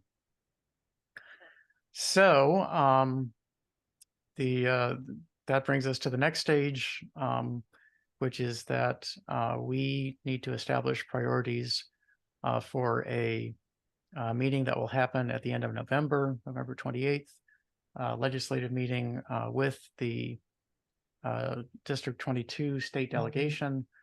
And Mr. Town Manager, do you have additional items to present, or? No, I can comment on that meeting for the 28th, sir, if you'd like. Please go ahead. So myself and my counterparts from total of 7 jurisdictions have been meeting. We have another meeting tomorrow to plan this meeting. And it will be the mayors and either town administrators or city administrators or city managers or town managers meeting with the delegation to present the priorities. We're trying to meet the intent of, as we understand it, of Senator Washington, to have a concise presentation of what the priorities are. And the sooner that the town's priorities are identified, then I can work with my counterparts and see what priorities are shared priorities. Because they would be presented that way as shared priorities, and the mayor and his counterparts would be presenting to the delegation. Thank you, Mr. Town Manager.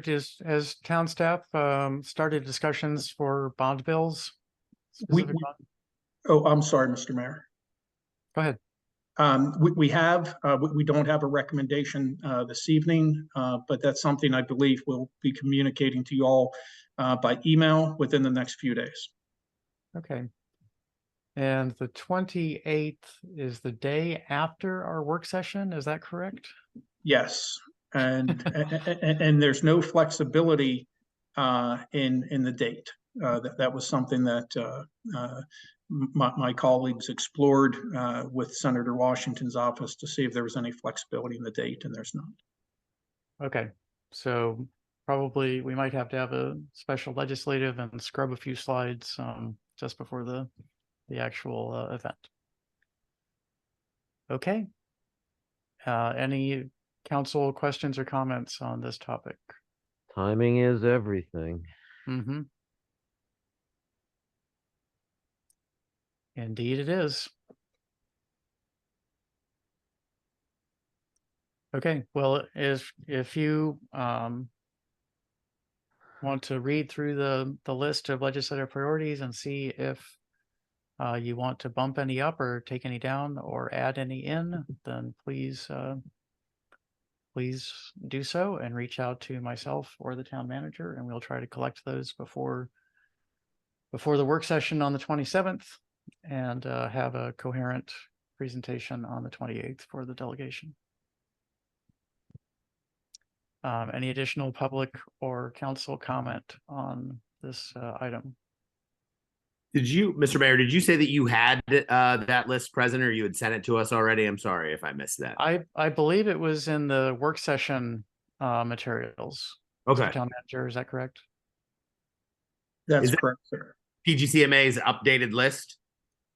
Oh, PGCMA does not have an updated list. So the legislative committee met this morning and they will be making recommendations. PGCMA meeting is so far away that I don't even remember when that is. It's on the 16th. And so there will be an establishment of legislative priorities at that time. The PGCMA legislative priorities are basically directions to the paid lobbyist for PGCMA to take to the State House and to the County Council and request that the interests of the municipalities be observed. And part of the reason for the document that was distributed at the work session for the length of that is to just have that in the hands of the lobbyist. And so if he runs into somebody who asks about some particular bill, then he can at least pull out a copy of that list and say, oh, this was discussed by the mayors and they were interested in this general direction. It wasn't a high priority, but it was something that they discussed. And so that's why it's so many pages and such a level of detail. Okay, any additional discussions on the legislative priorities? Okay, let's move on to unfinished business then. Number 1, under unfinished business, review of vision and commitment statements, business and economic development, and infrastructure. Director Chelton.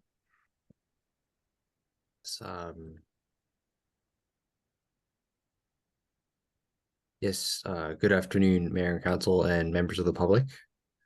Staff is seeking input from the mayor and council regarding the vision and commitment statements for business and economic development.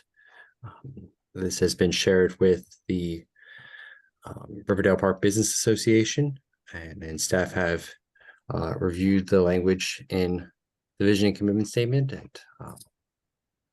and we're now seeking some feedback from the mayor and council on if they suggest any further changes or adjustments.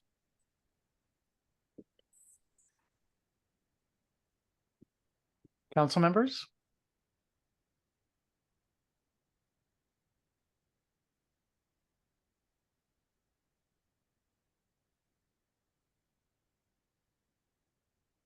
And you're looking for input on both of these statements, is that correct?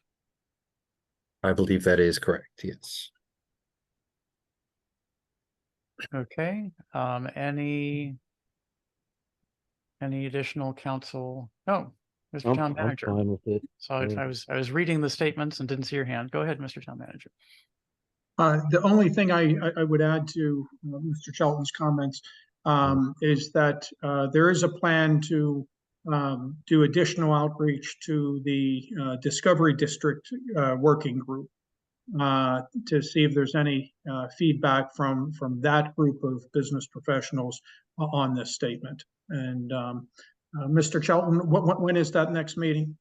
The next meeting is on Thursday. So we will be soliciting input from that group of business professionals as well. Okay, very good. If the council doesn't have any comments, if we could scroll down to the infrastructure. Absolutely. I was fine with that. So it's sort of wrapped up in the second whereas, but I thought it might be good to call out bicycle infrastructure specifically, because we have roads, we have sidewalks, but I think that we're learning that the hiker-biker trails, which are primary arteries for bicycle traffic, are important in that way. And so I think just weaving that in into the infrastructure, the description of what we can consider infrastructure would be a good idea. Perhaps substituting like with bike.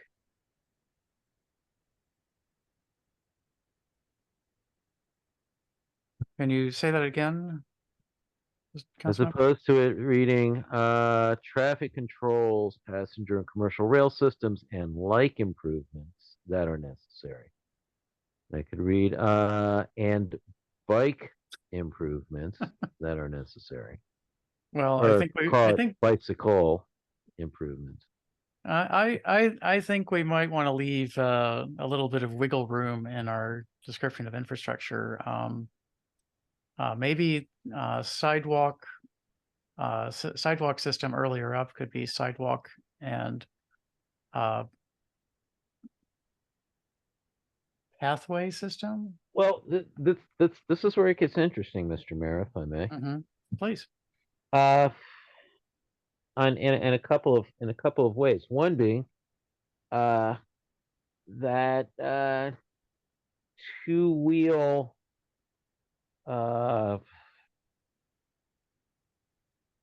for lack of a better term, vehicular movement. I don't mean vehicular in the sense about motorcycles, as one could define a motorcycle as something over a certain sized engine, but two-wheel vehicular movement, be it self-powered, or self-propelled by a person, or working off a battery, as we're getting to this point of these type of options, and the fact that really any number of these have an option of going on a path, which there are several in town. There's also roadways as well, which under the under the program setup that ATHA did a number of years ago as part of a wayfinding program for folks who are using the bike paths to be able to come off and then ride on the roadways with the Sharrows. We're getting to a point where it's, I mean, when it comes to sidewalks and all of this, I think probably one of the other things that we're going to want to get clear on and have somewhere in our code is about rights of ways for these various various forms of two-wheel vehicular movement. Some of them are, you know, ideal for pathways, for roadways, and probably some of them, depending on their size, probably aren't going to be really the best, you know, a best use on a sidewalk would probably have to be precluded. Smaller self-propelled bicycles, sure. I mean, younger, you know, much younger kids should be able to avail themselves of using of sidewalks when they're riding the bike, and you know, especially if they're riding on their own or with a parent, sure. But that's after that, that's where it kind of gets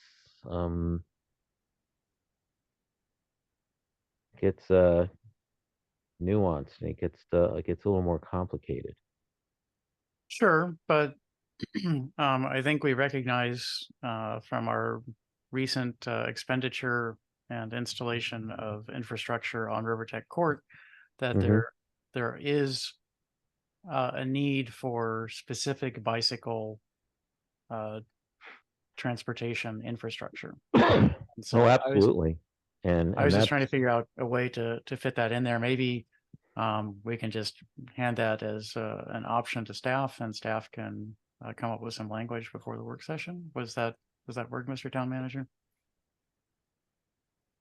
Yes, that's something we can work on over the next couple of weeks, sir. Okay. And then the one other, I mean, there's a bunch of different ways that we can go with infrastructure if we really wanted to, and it's some of it is very much out of the hands of the town, but it is infrastructure that is important to keep maintained and in good shape. So that would include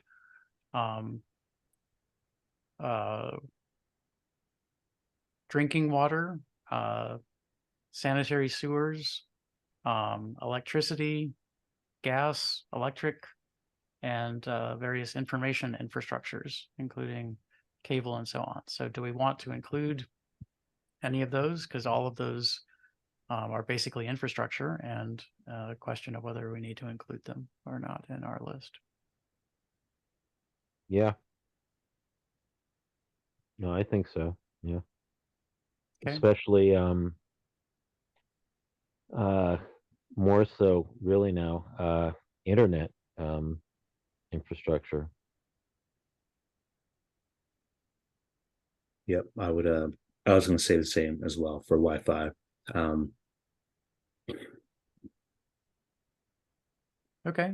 Essentially, and I think essentially that just falls under, as all of these do, is ready access. Sure. Well, except the stormwater management, which we hope no one is accessing. They're just availing themselves of it. Right. Right. Well, it's as all of this, everyone, you know, it's all of these are something that folks, you know, would be able to, in one way or another, of course, in a variety of ways, be able to avail themselves to be able to use. So.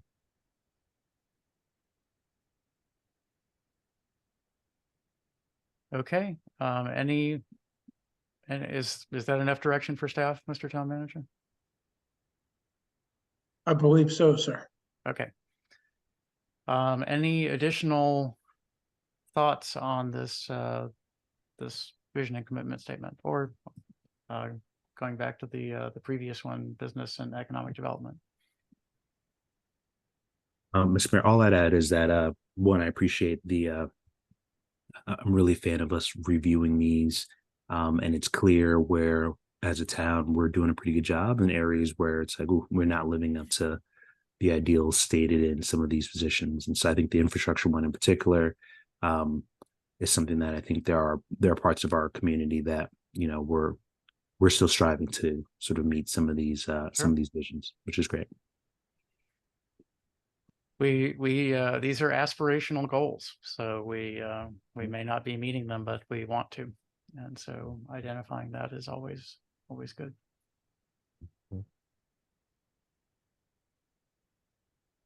Okay.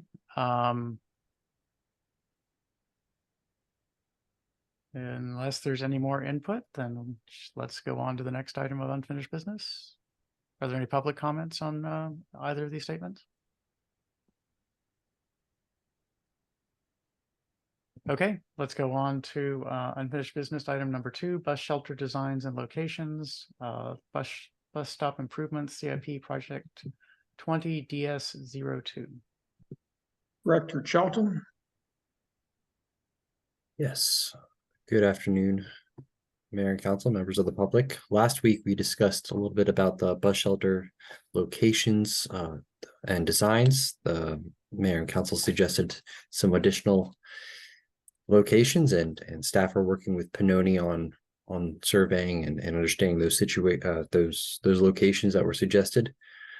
In the meantime, staff are suggesting that we install bus shelters at the 3 locations that were suggested last week, and staff are interested in understanding which bus shelter that the Mayor and Council wish for us to go with. As a reminder, we had 3 different suggestions from Pannoni. There was one that was known as the Maryland Standard, which is detailed here in this rendering. It was a rather straightforward bus shelter. Doesn't have too many other additional bells and whistles. It was the standard model. There was a second model here with a solar panel and lights that the solar panel would power. And the third was a green roof / solar paneled bus shelter that would have both lights and a sustainable roof. And so this town's staff suggestion is to move forward with the third option here with the green roof and the solar paneled lighting system. The idea is that we have only a handful of bus shelters or bus stops that have a significant number of riders currently, and we believe that installing the highest end and the most sustainable bus shelters at these locations would be the best route for the long-term future of the town. But staff are interested in understanding what the Mayor and Council's thoughts are on the bus shelter selection. Thank you, Director Chilton. Council members, what are your thoughts? Mr. Mayor, if I may. I'll give it to you. I think that Councilmember Smith's hand may have gone up. David can go ahead. Please, Okay. please, beauty No, no. before age, please. He has he has deferred to you, Councilmember Lingua. So go ahead. No, please, beauty before age. Please. Councilmember Smith, go ahead. Sure. We'll go in reverse tenure order here. I'm just curious about on this one the ongoing maintenance requirements. And I don't ask in terms of budget because I think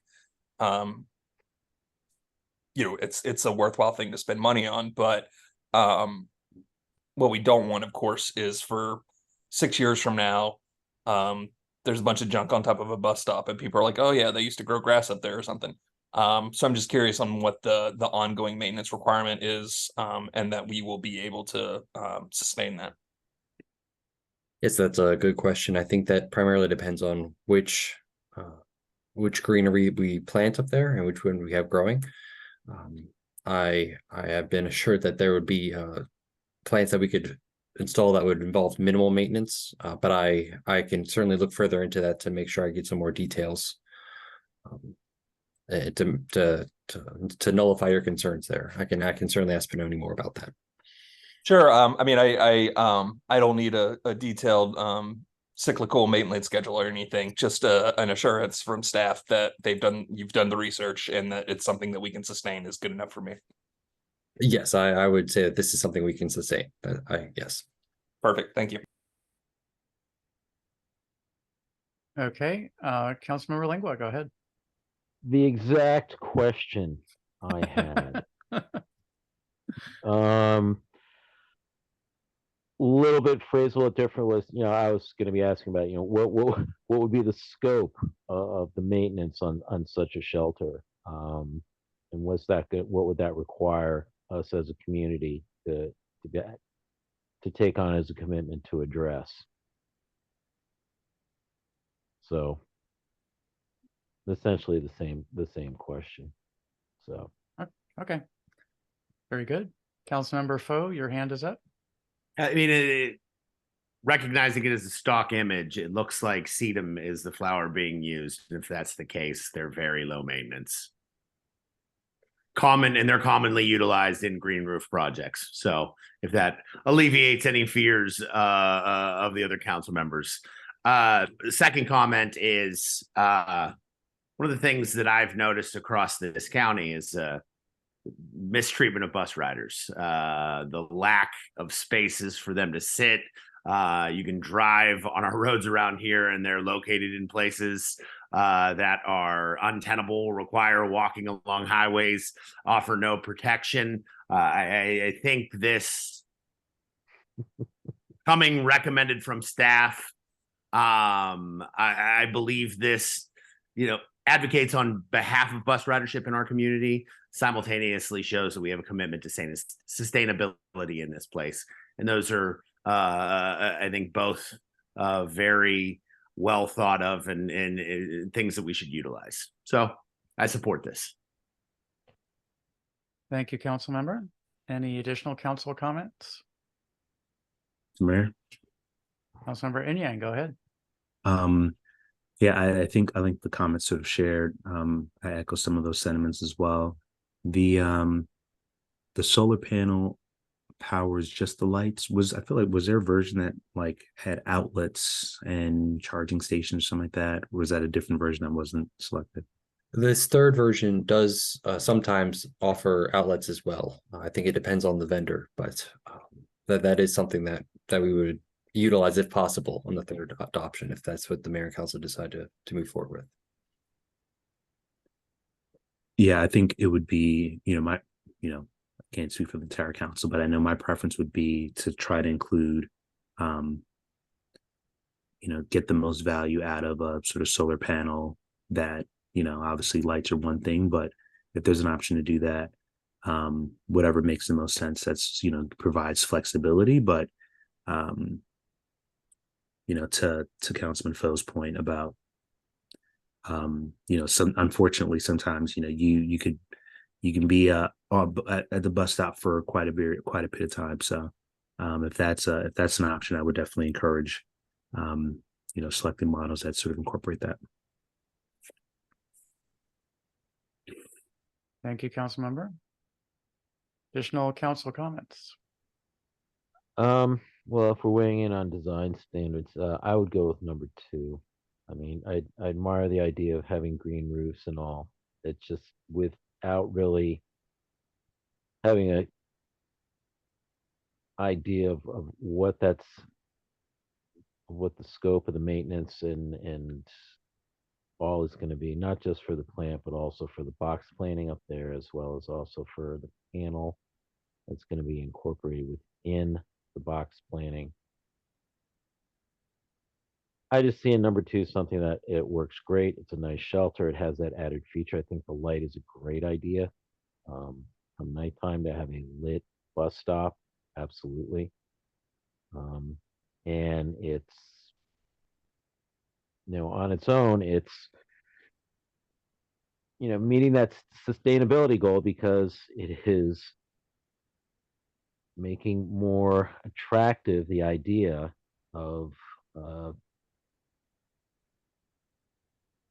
taking a bus to a destination as opposed to getting in a car and driving.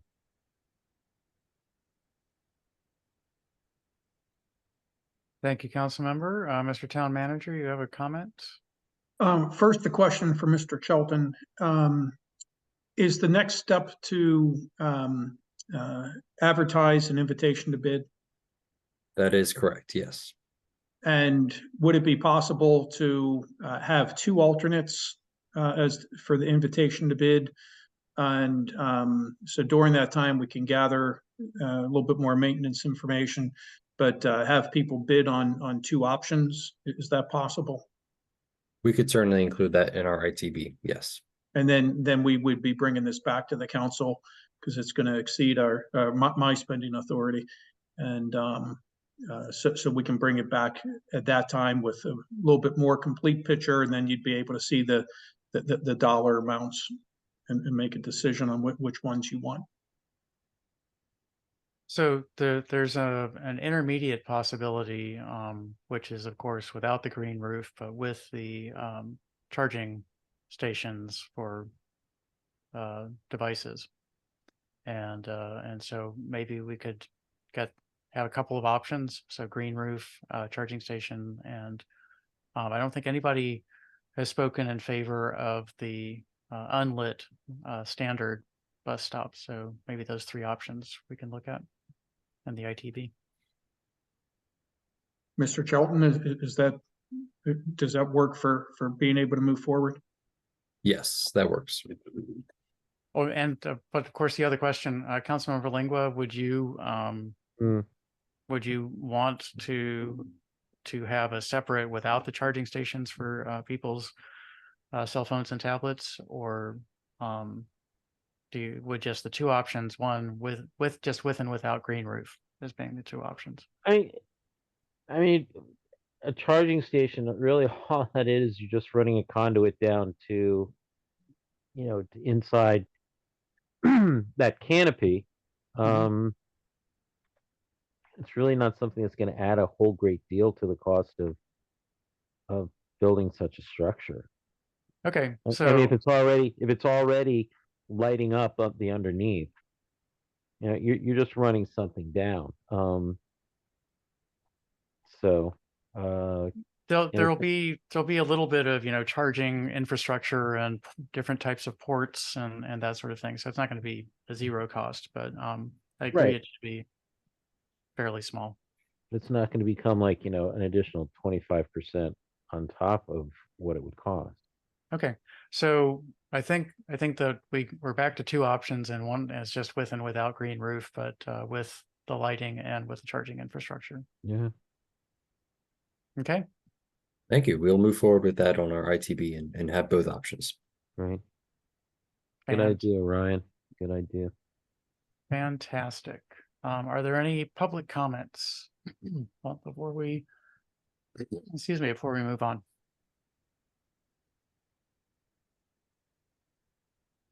I'm not seeing any, so let's go on to unfinished business item number 3, final design of welcome signage, CIP project 20 PP04. Yes, good evening again, Mayor and Council, members of the public. Last week, we were discussing the new designs, the new renderings that were provided by Pannoni for the smaller welcome signs. And staff are interested in understanding the direction that the Mayor and Council wish to move in regarding the two different color schemes between proposed option 2 and proposed option 3. Would staff or would Mayor and Council be able to provide some more guidance on which color scheme that they're more inclined towards? Mr. Mayor, if I may.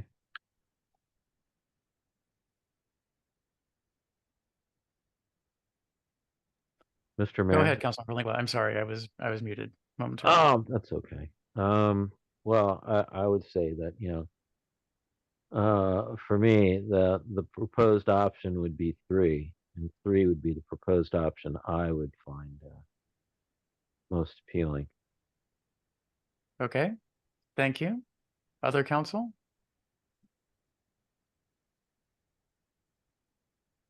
Option 2 for me. Okay, we're tied. 1 for 2.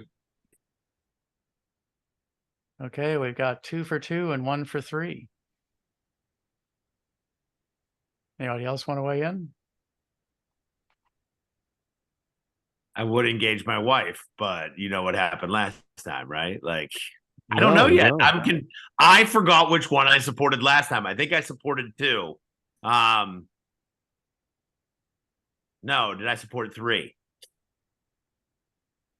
I don't remember, honestly. They're both blue and gold, Mara. She's yelling in the background. I think I like 3. Okay, we've got tie between go. 2 and 3. Even tie. I like number 3. Oh, there you go. Oh, we got a 3-2 split for number 3.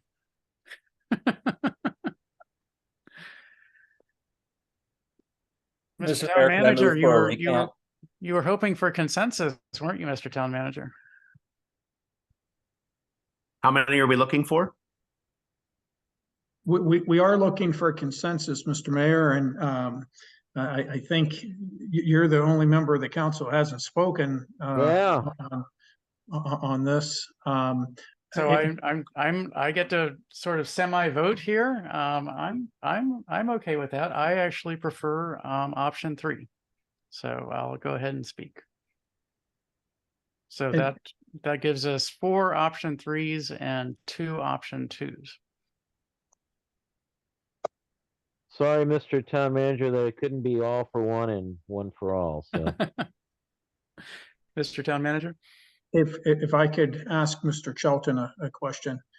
Mr. Chelton, is number 3 the one that you created? It is, yes. Panoni unfortunately couldn't get back to us with the rendering in time, so I photoshopped the one number 3. I was hoping nobody would notice. I changed my mind. Option 3.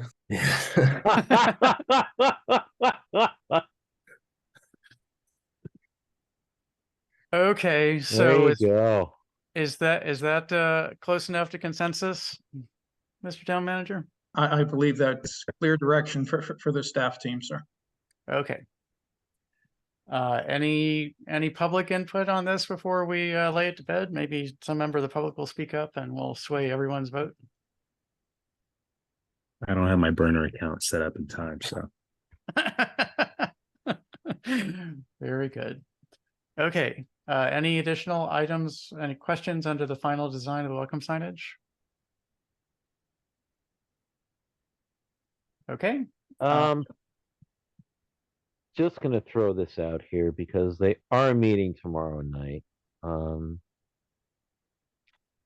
bring it to the attention of the committee for the town seal redesign committee, that is, that we were discussing this. I would imagine they would probably like to take a look at this and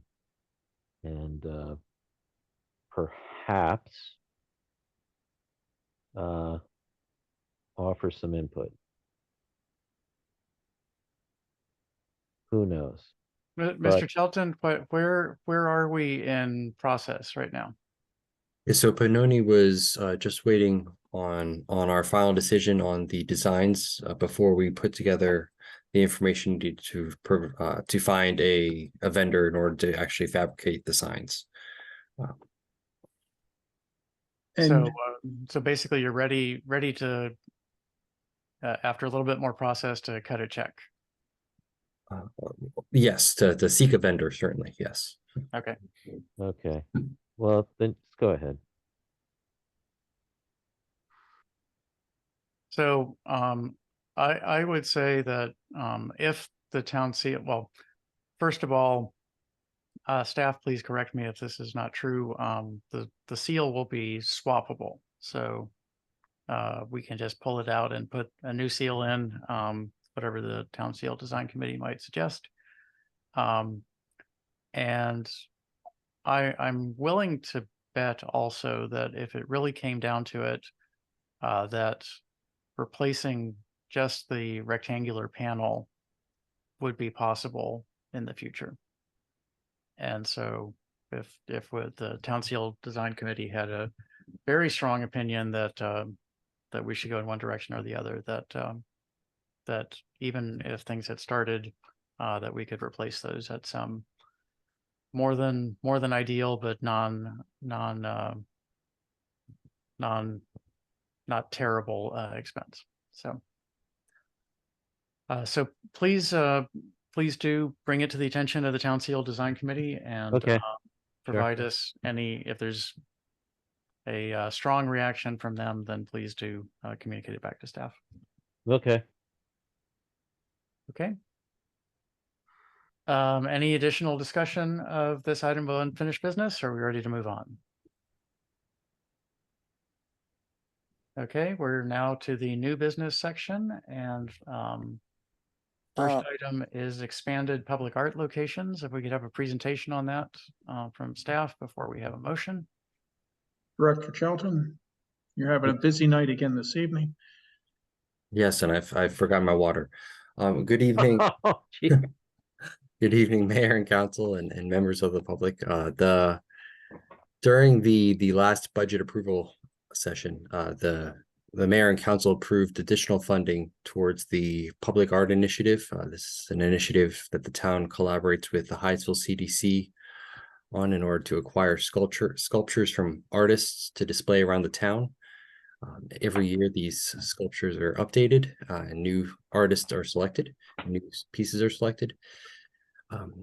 Yes, in this last budget process, there was additional funding allowing for 2 new locations to go up in town. Currently, there are 5, but this would bring our total up to 7. The 2 proposed locations by staff are on 54th Avenue and Kennedy Road and 54th Avenue and Riverdale Road. These locations are both in areas that have been the focus of recent initiatives. And they are also owned, the properties are also owned by town. And so moving forward with installing the footers and putting the sculptures in place would be much more easy in these positions. So if the Mayor and Council approve of the 2 locations, then town staff will be able to confirm the locations with Hyattsville CDC and begin installing the sculpture bases. So are there any questions about the proposed locations on 54th Avenue and Kennedy or 54th Avenue and Riverdale Road? Director Shelton, if I might ask, if you could just zoom in on the aerial photos, and so is where the cursor is right there is the location? Yes. That general area? Yes, so I forget the order now, but yes, this is the first one. So this is 54th Avenue and Kennedy Street. So Kennedy Street is actually a paper street that goes along this grassed area here, and the sculpture the proposed footer location would be here just off of 54th Avenue. Okay, so very near the sidewalk so that people could see it when walking by. Yes, and so from the street view, it would be roughly about this location as well. Okay, thank you. And for the second location? The second location is here on the southwest side of the 54th Avenue and Riverdale Road intersection. Okay. There's a space here, Yep. just next to where our current Informational sign. Yes. Okay. Is just here. Okay, very good. Thank you for that clarification. Council, is someone ready to make a motion to approve these 2 public art locations as an expansion of the public art program? I make a motion. Oh, you can have it. Mr. Mayor, if I may. I believe Member Kellon, were you speaking? Yes, And I make a motion for these 2 positions. okay, so you make the motion to expand approve the expanded public art locations, and is there a second? Yeah, these 2 locations, yeah. Seconded. Motion by Member Kellon, seconded by Councilmember Foe. Is there discussion of the motion?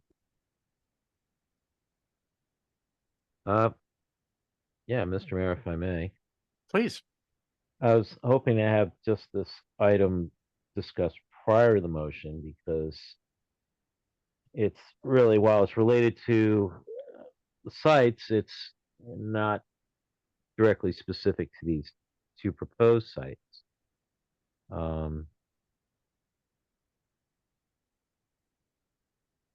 That being, I noticed that we have new installations in. And now, Mr. Chelton, please, correct me if I'm wrong, or just if you could just apprise me, please. Has the installation concluded for this go round? My understanding is that they had 2 additional sculptures. They were just waiting on the location for these sculptures to go into place. Okay, because as of today, yesterday, there is not an installation at Riverside Neighborhood Park. It's just a empty footing right now. I can certainly speak with the Hyattsville CDC about that location and see why there isn't currently an installation there. Okay, I mean, do you know if there was a piece that was selected for that site? I believe so, yes. I believe so. Okay. I think there's a contractual obligation for the Hyattsville CDC to install something there each year. Right. I think we've had over the course of this, there's been a time or two where there wasn't, because it was just for a number of reasons.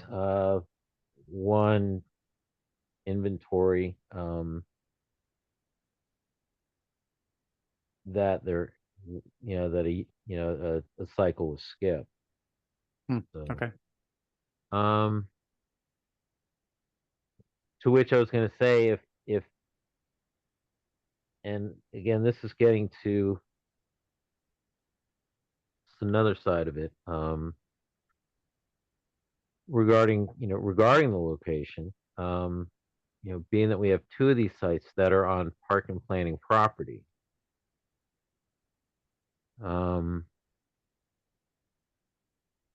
Do we as a town want to revisit those sites and be looking at sites that are more in town, that are on actual town property?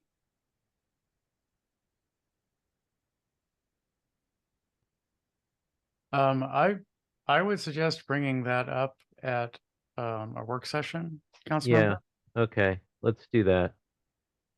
Okay. That's why I was hoping to have this in a discussion, because then we could have possibly done an amendment onto this motion. So let's get back to the motion. Okay. I'm And- fine with these 2 sites. Okay, very good. Any additional discussion about the motion to approve these 2 new public art locations? Yes, Mr. Mayor. Go ahead, Councilmember.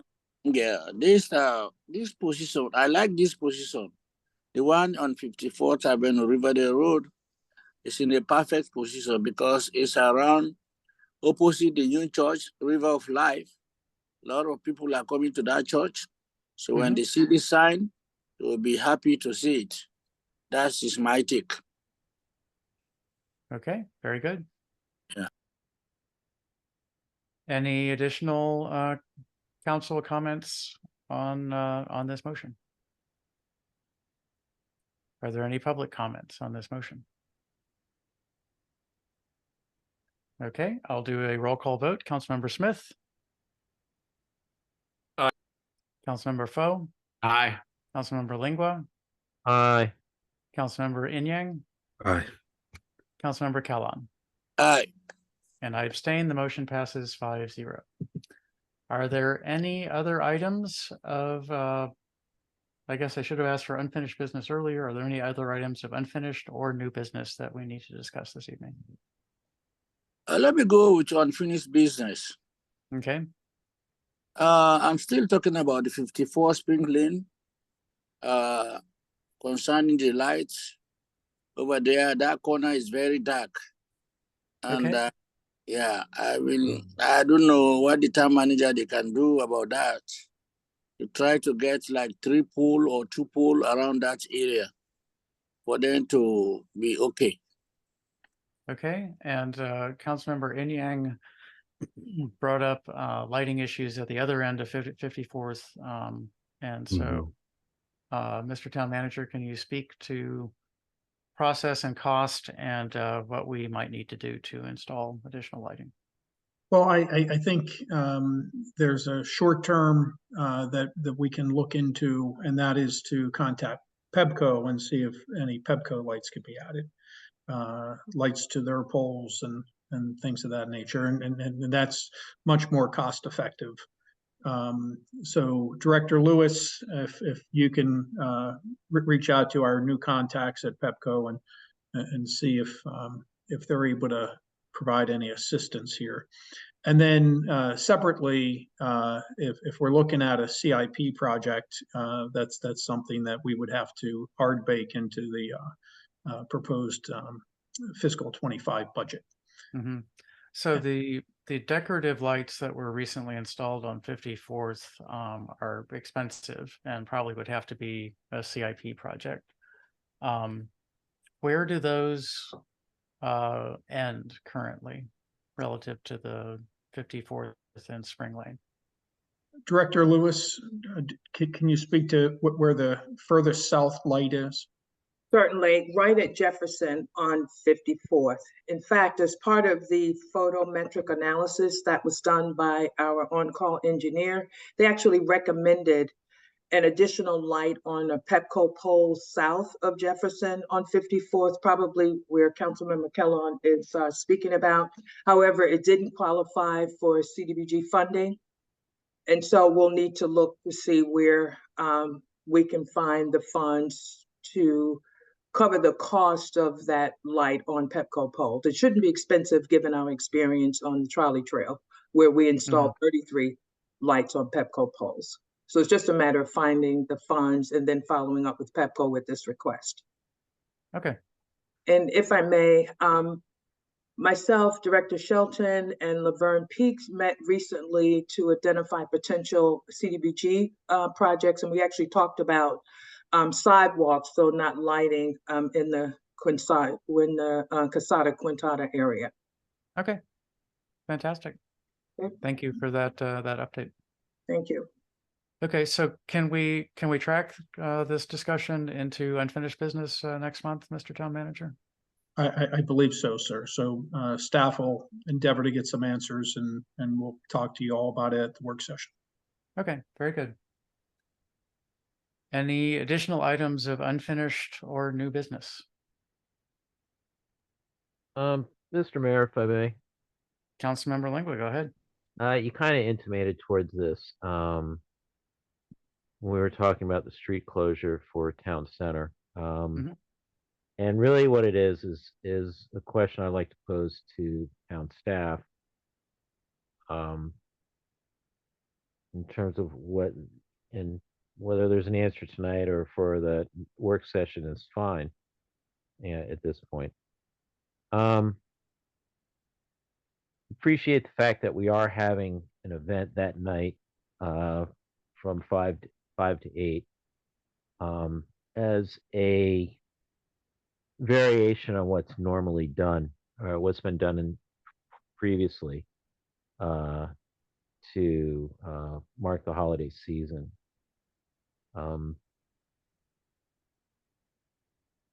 Does staff see a time in the future when we would be looking at an event of that nature that was done prior to the pandemic?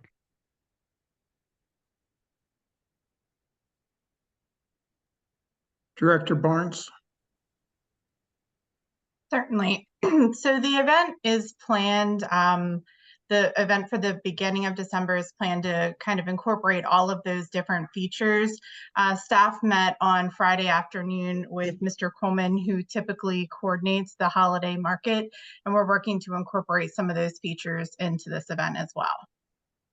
Okay, so are we looking at vendors, local vendors who have local businesses around here who would be able to sell product? I'm not certain. I wasn't clear exactly how Mr. Coleman was interested in moving forward. He hadn't given any clear direction on that at this time, but that was the intent. This is supposed to be a holiday kickoff event to encourage folks to shop local and shop Riverdale Park. So that's what we'd like to see, supporting all of our businesses, especially our small businesses in Town Center, as well as those vendors that are local to Riverdale Park. Right. Okay.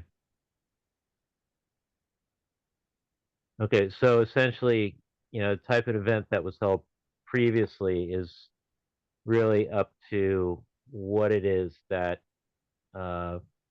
Coleman would like to arrange. Certainly. The intent has just simply been to build on and kind of maybe change a little bit events that we've had in the past, to build on the success that we had with some of these smaller events. So just incorporating a bunch of different small event features, if you will, the family-oriented event, as well as, if possible, the market component as well. Okay. Okay.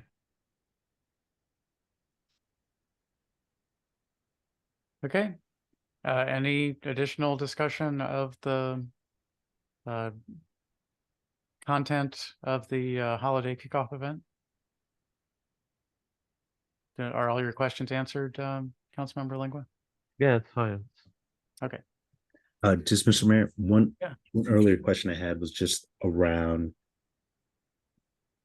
the pedestrian bridge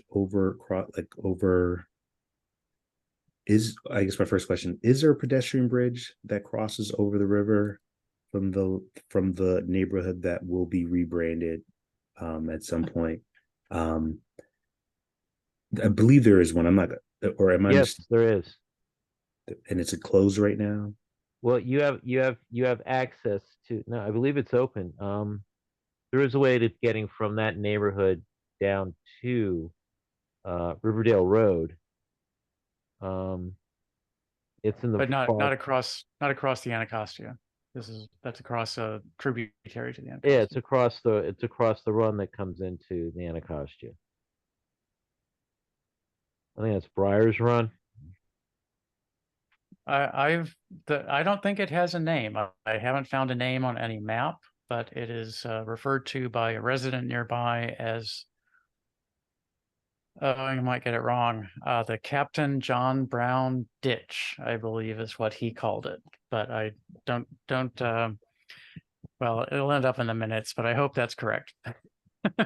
I've heard similar to like Briar's Run or Briar's Ditch. I think that Briar's is further north.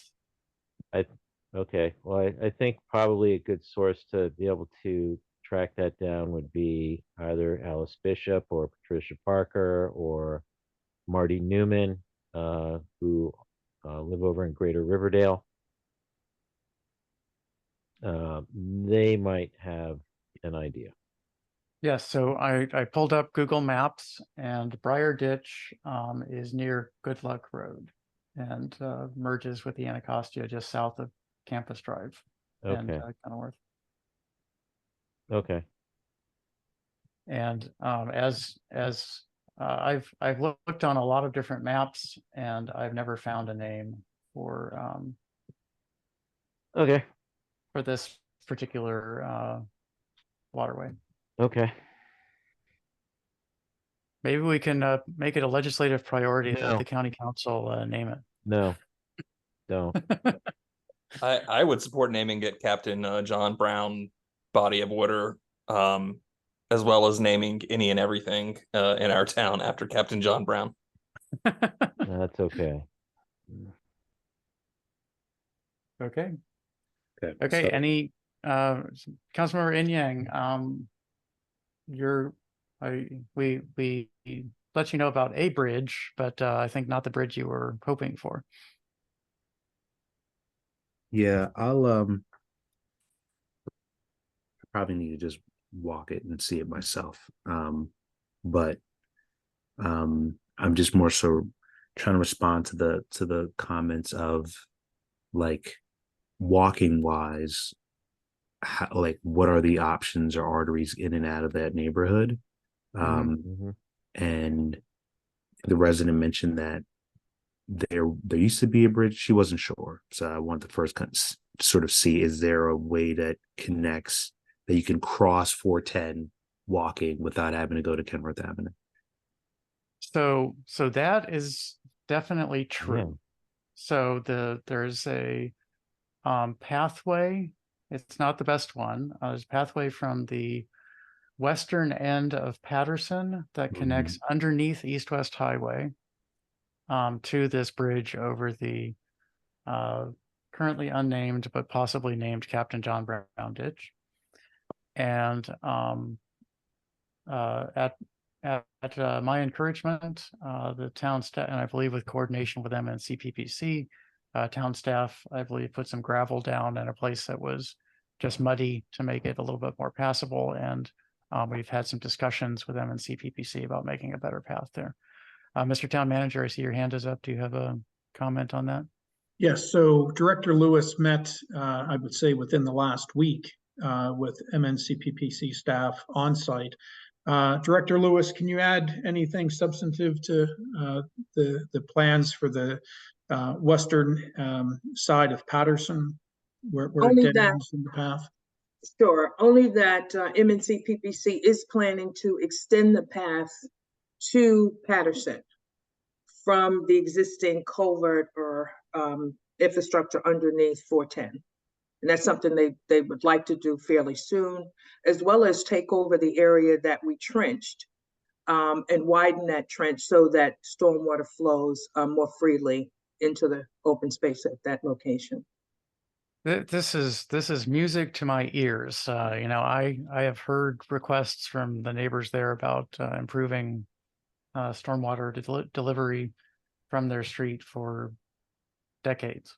And so this is really good to hear that MNCPPC is involved in both of those.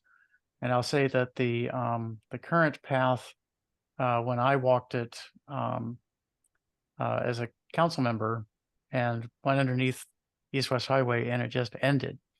It was the strangest thing I'd ever seen. It was like, why did you make a path? Why did you put a bridge and then just have it end in the middle of nowhere? It was just the strangest thing. So I'm very glad to hear that they are moving in that direction. Awesome. Great. I appreciate the update. So I will report back and try to see these paths that are just off the map, which are just not really categorized. And so that's great. Great to hear. Okay, I'm gonna challenge you just a second here. It's not on Google Maps, but I believe it is on OpenStreetMap. So On that. you give me just a second. Yes, indeed, it is on the OpenStreetMap. So you can find the path there.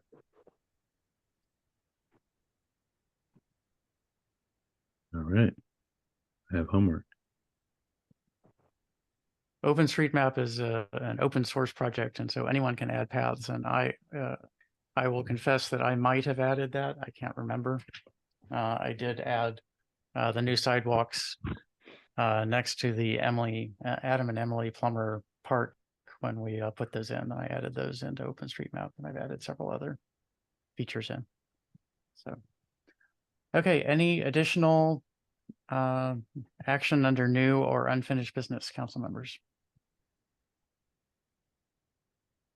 I've none.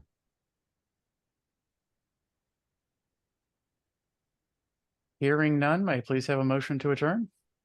So moved. Second. Motion by Councilmember Foe, seconded by Councilmember Smith. This is neither debated nor discussed. I'll start with a roll call vote. Councilmember Smith, Aye.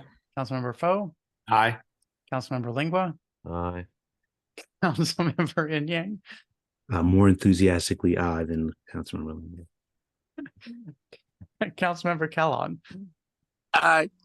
And I abstain. The motion passes 5-0. We are adjourned at 10:17 p.m. Thank you all very much for a productive meeting. Thank you too. Thank to all of you. Thank you. Well, take care. Yeah. Thank you, town manager.